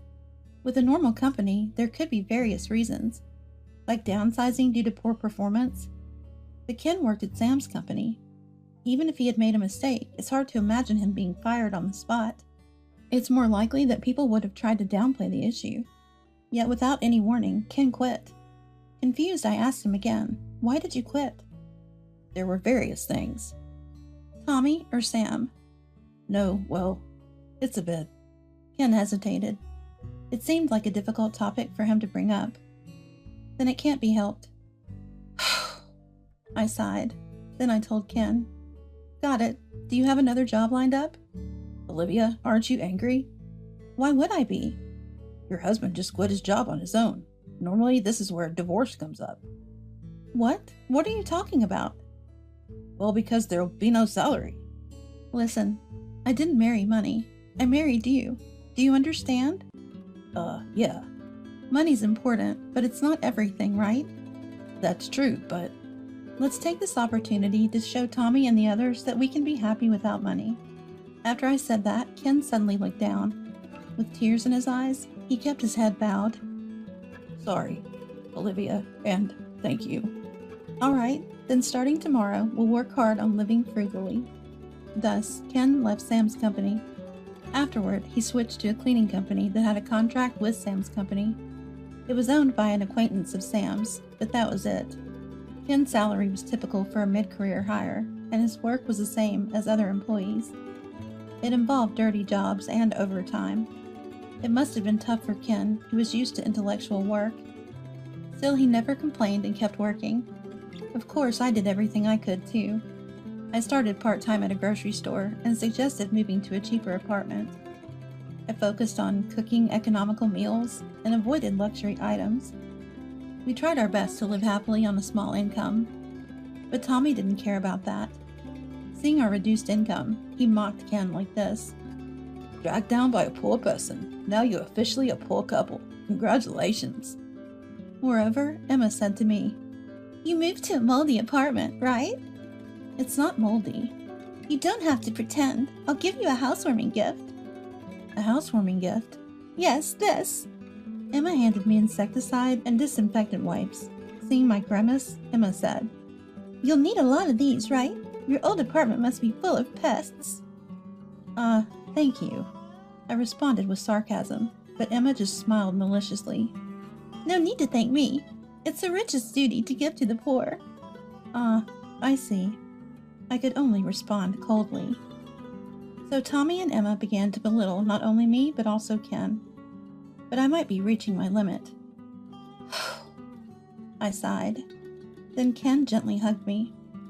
I've caused you so much trouble, Olivia. From now on, I'll go to my parents' house alone. It's okay. No, you don't have to go. But if I don't, Lily will... It's fine.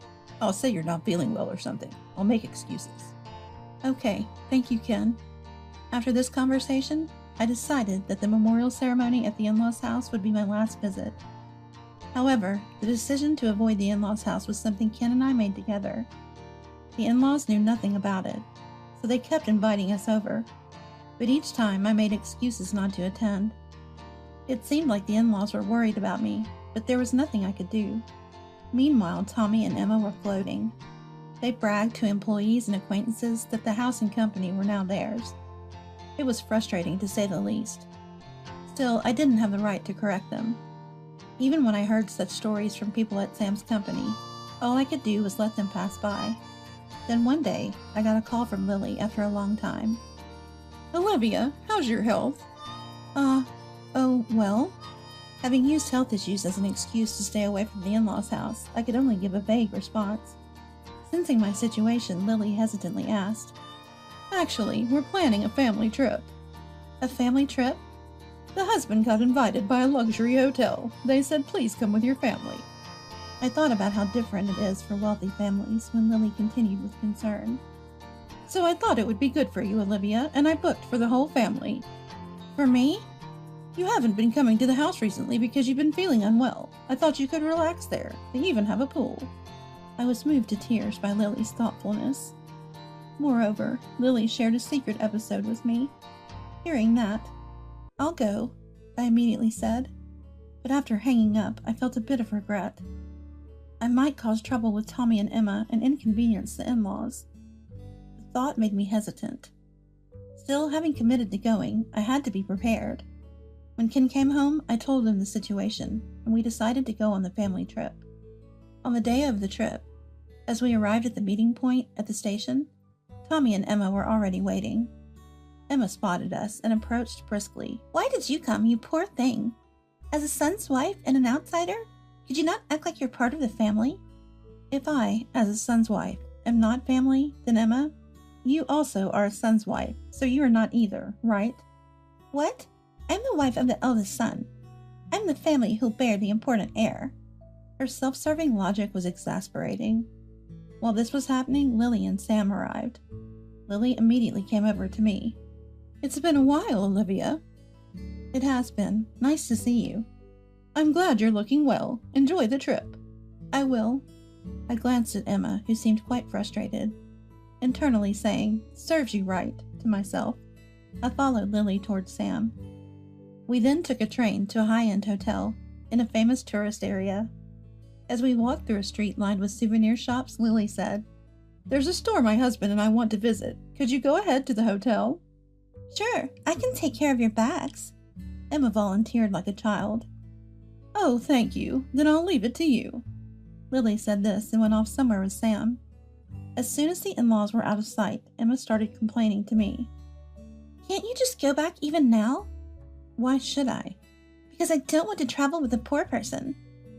We can't go back now. Everything is already booked. You can make up some urgent matter. No, I won't. I firmly refused and started walking towards the hotel. Emma Grumpy followed me. Then from behind, she threatened. If you won't go back, I'll make you. What? Nowadays, you can cancel reservations over the phone or online. Emma took out her mobile phone. Please stop. I grabbed her arm. At that moment, Tommy's loud voice echoed around us. So desperate to stay at a luxury hotel, huh? You poor thing. Turning around, Tommy stood with his arms crossed, glaring at Ken and me. Tommy, cut it out. I'm getting angry too. Ken retorted sternly, but Tommy unfazed. I get why a poor person wants to stay at a luxury hotel, but you're just a nuisance to the family. You get that, right? I don't understand you at all, Tommy. Enough. Have you lost your mind along with your money, Tommy? Tommy pointed at Ken. I had reached my breaking point. Furious, I approached Tommy without holding back. Always going on about being poor. What do you want to say? The value of money is different for everyone. Huh. A poor person like you talking about the value of money? Poor people should just stay quiet. Shut up. No matter how much money you have, it's worthless if your character is this bad. What? Are you saying I have a bad character? Oh, didn't you realize? You're incredibly spiteful. Just shut up and listen. Tommy tried to grab me. At that moment, Ken stepped in between us. He grabbed Tommy's arm and said, If you dislike us so much, why don't you just cut ties? That's right, I'll throw you out, Tommy shouted, just as Lily's voice came from behind. The one leaving is you, Tommy. Mom. Tommy turned around in a panic. He quickly straightened his clothes and approached Lily. Mom, I didn't do anything. Didn't do anything. I know everything. Lily scolded Tommy. Emma, looking flustered, joined in. It's not like that, Lily. It's Olivia who... How shameful. You really don't know anything. Don't know anything? Tommy and Emma looked puzzled. In front of them, Lily started to recount the episode she had told me. It was a story from just over a year ago. Ken, who was working at Sam's company at the time, was heading to a client. Normally, he would use a company car for such trips, but that day all the cars were in use. So Ken took the train to the client. Getting off at the station near the client's office, Ken found a young boy about elementary school age, looking around the platform, clearly searching for something. Ken saw himself in that boy, reminiscent of when we first met. So he approached the boy. "What's wrong, kid?" "I dropped my wallet." The boy explained that he lived in Portland. His parents were busy with work and hardly had time to go out with him, so he decided to visit his relative's house alone. He had his parents' permission, but soon realized he'd lost his wallet. "So you were looking for your wallet?" "Yeah, I can't get home without it." The boy looked close to tears, but where he lost the wallet was unknown. Ken, feeling sorry for the boy, gave him a few $10 bills. "Use this to get to your relatives. You can borrow the fare for the return trip." "Really?" "Of course, and remember to report your lost wallet to the station staff." "Got it." Ken was about to rush to his appointment, but then the boy stopped him. Ken thought the boy wanted to return the money. "I'm in a hurry. You don't need to give it back," Ken said. But the boy said, "To me, a few tens may not seem much, but to you, it might be worth more, right?" At first, Ken didn't understand what he meant. As he listened more, he realized the boy's point. To the receiver, the money is just its face value, but for the giver, it's earned with the support of family and friends. Therefore, having money means that you have that much support. Thus, giving money carelessly to a stranger, especially a child, isn't right. The boy shared these thoughts, not necessarily correct. But Ken was moved by the education the boy received about the value of money. He followed the boy's wishes.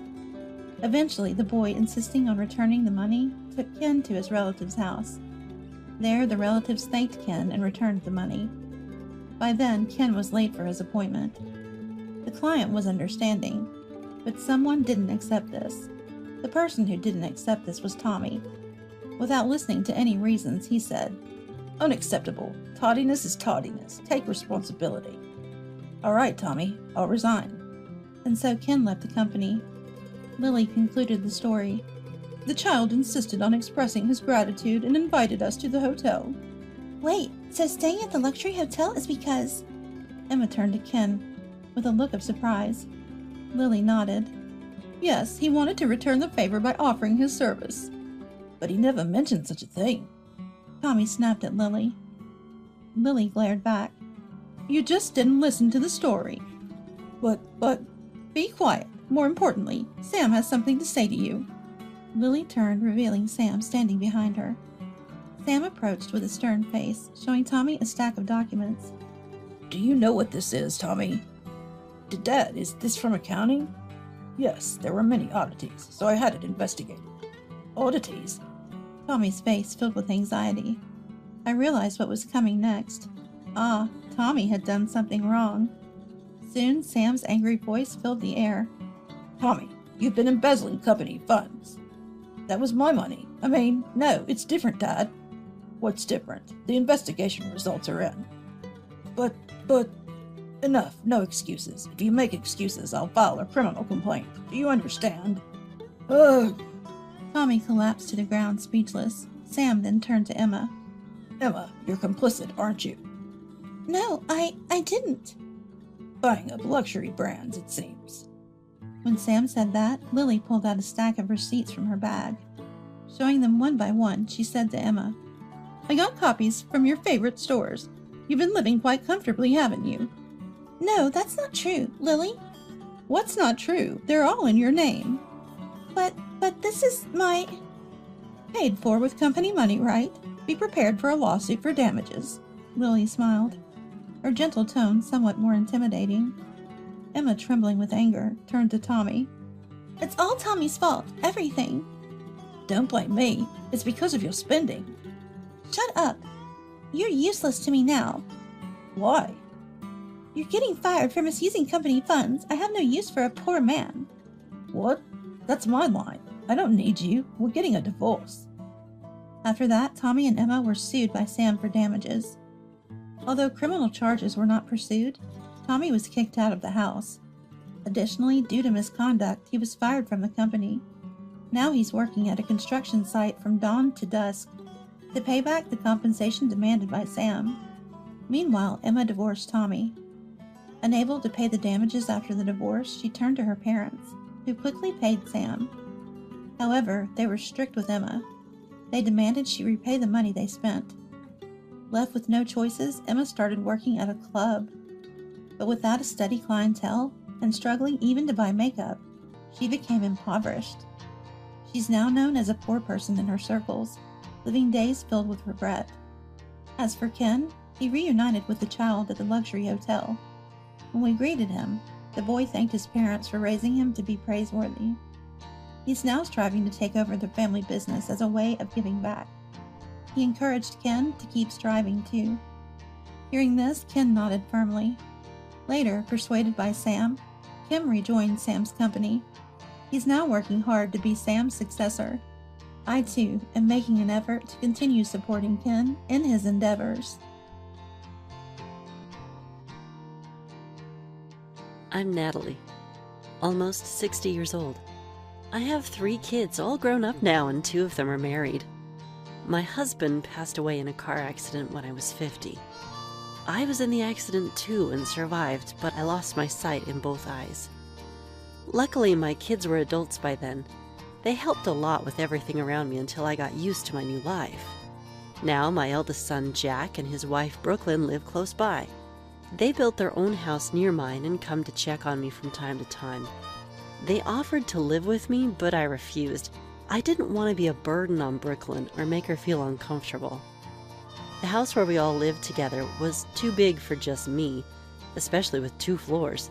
My kids were worried, so we sold it. Now I live alone in a small apartment. I managed to make a living from home-based work despite losing my sight. The shock was big at first, but now I've accepted it and feel stable in my life. Then one day my youngest son, James, told me he wants to get married. His partner's a colleague from work and they're about the same age. That's wonderful! Congratulations!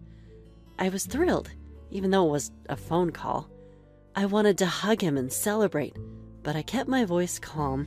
However, James didn't sound too cheerful. Thanks. I was concerned, but didn't want to pry. He's an adult after all, and might not like his mom meddling. There's something else, James said hesitantly. I tensely waited for him to continue, wondering if it was bad news. She's pregnant. Oh, that's great news! I was relieved it wasn't something bad. Why was he so hesitant? Shotgun weddings aren't unusual these days, and a new life is a reason to celebrate. I was overjoyed, but James still sounded down. What's the matter? I couldn't help but ask. He just responded with a faint, and didn't elaborate. We'll bring her over soon. When are you free? He changed the subject. I guess he didn't want to talk about it. I told him any time was fine, worried, but not pressing further. He said he'd call back with a date and ended the call. I wondered why he sounded so down despite the happy news. I tilted my head. A few days later, the day to meet her arrived. I was nervous, checking the apartment repeatedly to make sure it wasn't messy. We had planned to go out for a meal, but she had some errands, so they couldn't stay long. I wanted to make it special, so I asked Brooklyn to buy some treats from a famous bakery, hoping she'd like them. The anticipation made me anxious. Hours later, the doorbell rang. I stood up and headed to the door. Coming in, I heard James' voice. Excuse us. A sweet young female voice chimed in. Then I felt James' presence as he walked in with her. Mom, let's sit. He guided me back to where I was before. I was prompted to sit and took my seat. Occasionally, I caught a whiff of a sweet scent, probably hers. Judging by her voice and smell, I imagined she was a cute girl. Welcome. Sorry about the cramped space, I said, facing where I thought she was. What is this place? I heard her mumble quietly. James softly chided her with a, "Stop it." Feeling a bit awkward, I stood up to make coffee, but James stopped me. "What are you doing?" He took my hand and helped me stand. I appreciated his kindness, but in front of his girlfriend, I worried he might seem too much like a mama's boy, so I gently removed his hand. "I'm just making coffee. Sit tight." "Don't touch the hot water. I'll do it. It's warm today, so I have iced coffee already. Don't worry." James is always so concerned about me. He calls often, not every day, but frequently, always asking if I need anything or if I've had any troubles or injuries. Sometimes I wonder who's the parent here. "Yuck, James, a mama's boy?" I heard her giggle. See, just as I thought. I asked James to sit down and expertly poured the coffee into cups, then brought out the treats I'd gotten earlier. "Sorry there's not much." "Really, feels low income," she remarked, laughing. James tried to stop her, but I waved him off, telling him it's okay since it was true.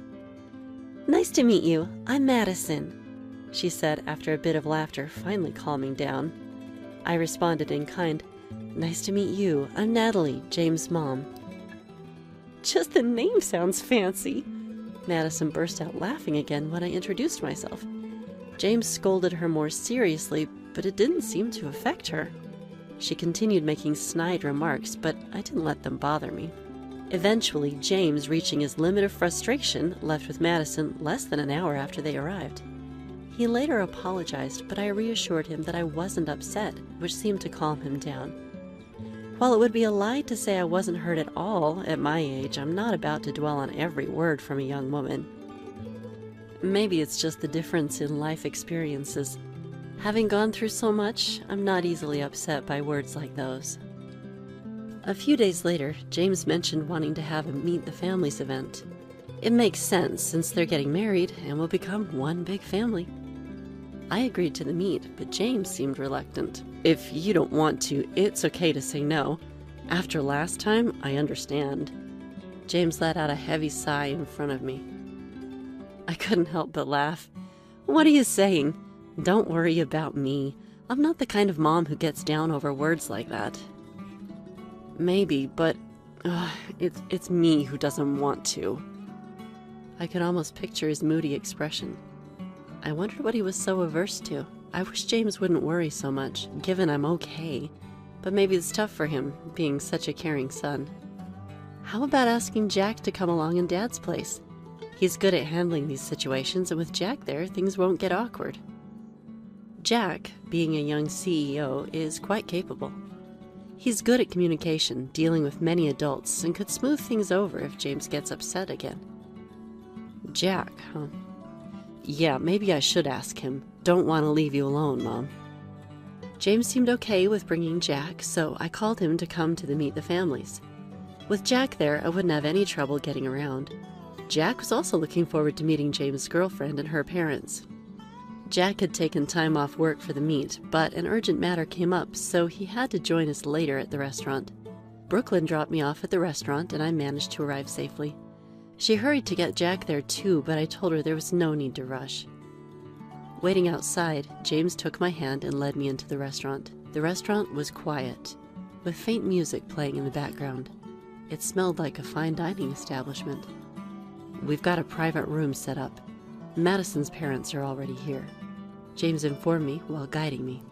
I felt a bit nervous, but entered the room. Sorry for being late. I'm Natalie, James's mom, I greeted as we entered. I heard chairs move as if someone stood up. Pleased to meet you. I'm Madison's mom, Avery. Come on, say hello. Hello, I'm Dad, Samuel. A cold, unfriendly male voice followed a soft female one. James guided me to a seat. Everyone's here, so let's order something. What would you like, Natalie? Can you eat seafood? Any allergies or dislikes? Feeling the tension in the air, Avery kindly asked me. I smiled towards the voice. Thank you for asking. I'm fine with anything. I'll choose for Mom. Should we get some drinks? How about alcohol? James and Avery smoothly decided on the food and drinks. Madison was silent, and occasionally I heard Samuel chewing loudly. Avery seemed nice, but I couldn't form a good impression of Samuel. I kept smiling, trying not to show my thoughts. That smile is creepy, Samuel remarked, clearly annoyed. Stop it, Avery quickly interjected. I felt awkward and relaxed my smile a bit. Can she really not see? Hey! Ignoring Avery's protest, Samuel's voice grew closer, as if he was leaning forward, testing my reaction. It was frustrating to be treated this way by an adult, not much different from me. Despite Avery's efforts, Samuel kept laughing and making derogatory remarks. Seriously, marrying someone with parents like this? You can't be happy. She'll just be a burden. Madison, you should reconsider, he said, sounding bored with my lack of reaction. Madison laughed, replying, Well, we have a kid on the way. No choice there, right?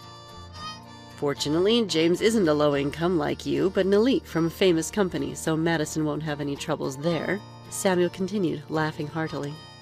I sighed internally, wanting to leave, but managed to smile at Samuel. Yes, I'm lucky my son is so kind. He takes good care of Madison and even helps me out. I'm truly grateful. I tried to lighten the mood by praising my son, but upon hearing my words, there was a loud noise as Samuel aggressively pushed back his chair. An allowance? His voice wasn't mocking anymore, it sounded angry and low. I could tell that Samuel had stood up and I had said something to upset him. In a panic, I turned toward where I thought James was and searched for his hand, which he gripped back in response. Yes, is there a problem with that? How much are you giving her? $1,000 a month, James replied calmly, though the grip on my hand tightened, betraying his agitation.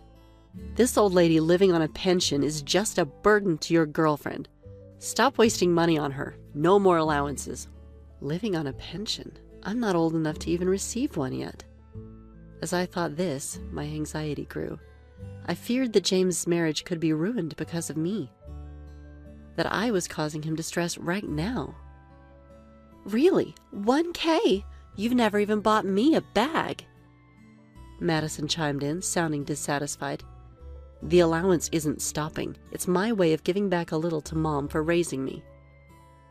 What? This old lady will just drag you down. You should be spending on your future child and Madison, not her. Who's more important to you, James? This old lady or your daughter? The atmosphere had become too hostile for me to diffuse. While I was tense and anxious, Avery stood up and tried to calm Samuel down. Then there was a loud thud, a heavy sound. It was clear that Avery had fallen, likely pushed by Samuel. I stood up and groped my way towards Avery. Are you okay? I managed to reach Avery, who replied softly, I'm fine, and grasped my hand to stand up. Spending even $1 on her is a waste, Samuel continued, not caring that Avery had fallen.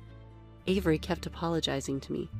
I started to think that maybe for James's sake, it would be better to cut ties and never interact with Madison's parents again. If you keep insulting Mom, it will affect you, James warned amidst Samuel's ongoing tirade. The tension in the air was palpable. Ha! What can this old lady do? Is that a threat? Don't want to marry Madison? Samuel scoffed, then grabbed my arm and shook it. Maybe Samuel is in good physique? He must have been physically imposing, as his large hand shook me significantly. What are you doing? Just as James rushed to intervene, the private room's door opened. Sorry I'm late. I'm James's brother, Jack. What's happening here? Jack's voice came through the door, and he quickly realized something was wrong. Naturally.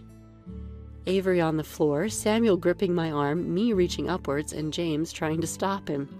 Clearly the situation was abnormal.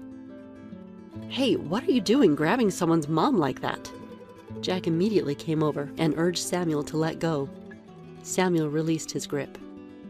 My arm hurt from being shaken, and Jack noticed me rubbing it. Asking if I was okay, I replied I was fine, then heard Samuel muttering something. I turned towards him, straining to hear. Why are you here? The CEO. Samuel's voice trembled with evident shock. "Oh, you work at my company? Sorry, there are so many employees, I can't keep track," Jack said to Samuel. It turned out that Samuel was an employee at Jack's company. James, what's the meaning of this?" Samuel demanded an explanation from James. James explained right away. "My dad was the former CEO of the company you're working for. Now Mom is the acting CEO, but since she's blind, my brother is handling it on her behalf. Mom often goes to the company to meet with shareholders and the CEO for work. So essentially, Mom is your boss." James guided me to sit down and sighed deeply. Then he murmured softly, just loud enough for me to hear. "I was going to explain if things stayed calm." "Wait, what? Your brother's the CEO? You didn't tell me." "He's handsome." In the irretrievable atmosphere, Madison, with her youthful naivete, raised her sweet voice and clicked her heels toward Jack. "I might switch to your brother." It was clear from her voice that Madison was making advances on Jack. Jack, slightly flustered, called out to James. James sighed heavily again, and then there was the sound of something heavy being dropped. "I can't marry Madison. I decided that today. I was going to stay silent. But the child in your belly, it isn't mine, is it?" "Wow, what's this? Pictures of her with various men?" While James spoke in a low, firm tone, Jack's tone was humorous and light. Apparently what was laid before them was evidence of Madison's infidelity. The situation was clear, even without an explanation. "What are you talking about? It's your child?" Madison's voice pitched up, showing her distress. Now I understood why James had been upset. "Then let's do a DNA test. If it's really mine, you'll agree, right?" We don't need to do that." The Meet the Families had completely derailed. As I stayed silent, observing, Avery quickly intervened before Madison could make a scene. "Enough. James, Mom, I'm deeply sorry for my husband and daughter's behavior. We will handle everything through lawyers from now on, including compensation. For today, let's just—" "Mom, wait!" I guess I should say, Mom. True to form, Avery firmly scolded Madison and bowed her head. This silenced James, and we all decided to leave. Samuel, who hadn't spoken since Jack's arrival, was pale with shock as Jack gleefully informed us. In the car, James seemed relieved, laughing that he was glad to be breaking up with Madison. The tumultuous time had ended, but I was left confused for a while, trying to make sense of it all. Eventually, James ended things with Madison. No compensation was paid as they weren't married, and James declined it. Regarding Samuel, Jack conducted an investigation at the company and found his work attitude and lack of trust from colleagues problematic, and decided to transfer him to a different department with a stricter boss. Jack thought Samuel would likely resign soon. I also received a call from Avery personally. "I'm truly sorry for what we did to you, Natalie. Money can't make up for it," she said, sounding on the verge of tears. I reassured her not to worry and speculated she might have a harder time ahead with Samuel and Madison's pregnancy issues. "No, it doesn't matter anymore. I've divorced him." Apparently Avery had had enough of being pushed around by Samuel and Madison. Madison angrily left home, and Samuel readily signed the divorce papers, claiming, "You can't do anything without me." They'd likely fall without Avery. I'm still concerned about the child in Madison's belly, so I'll keep minimal contact with her, Avery said, laughing bitterly, before ending the call. Though James's marriage and child were unfortunate, I hoped for his happiness and looked forward to hearing from him again.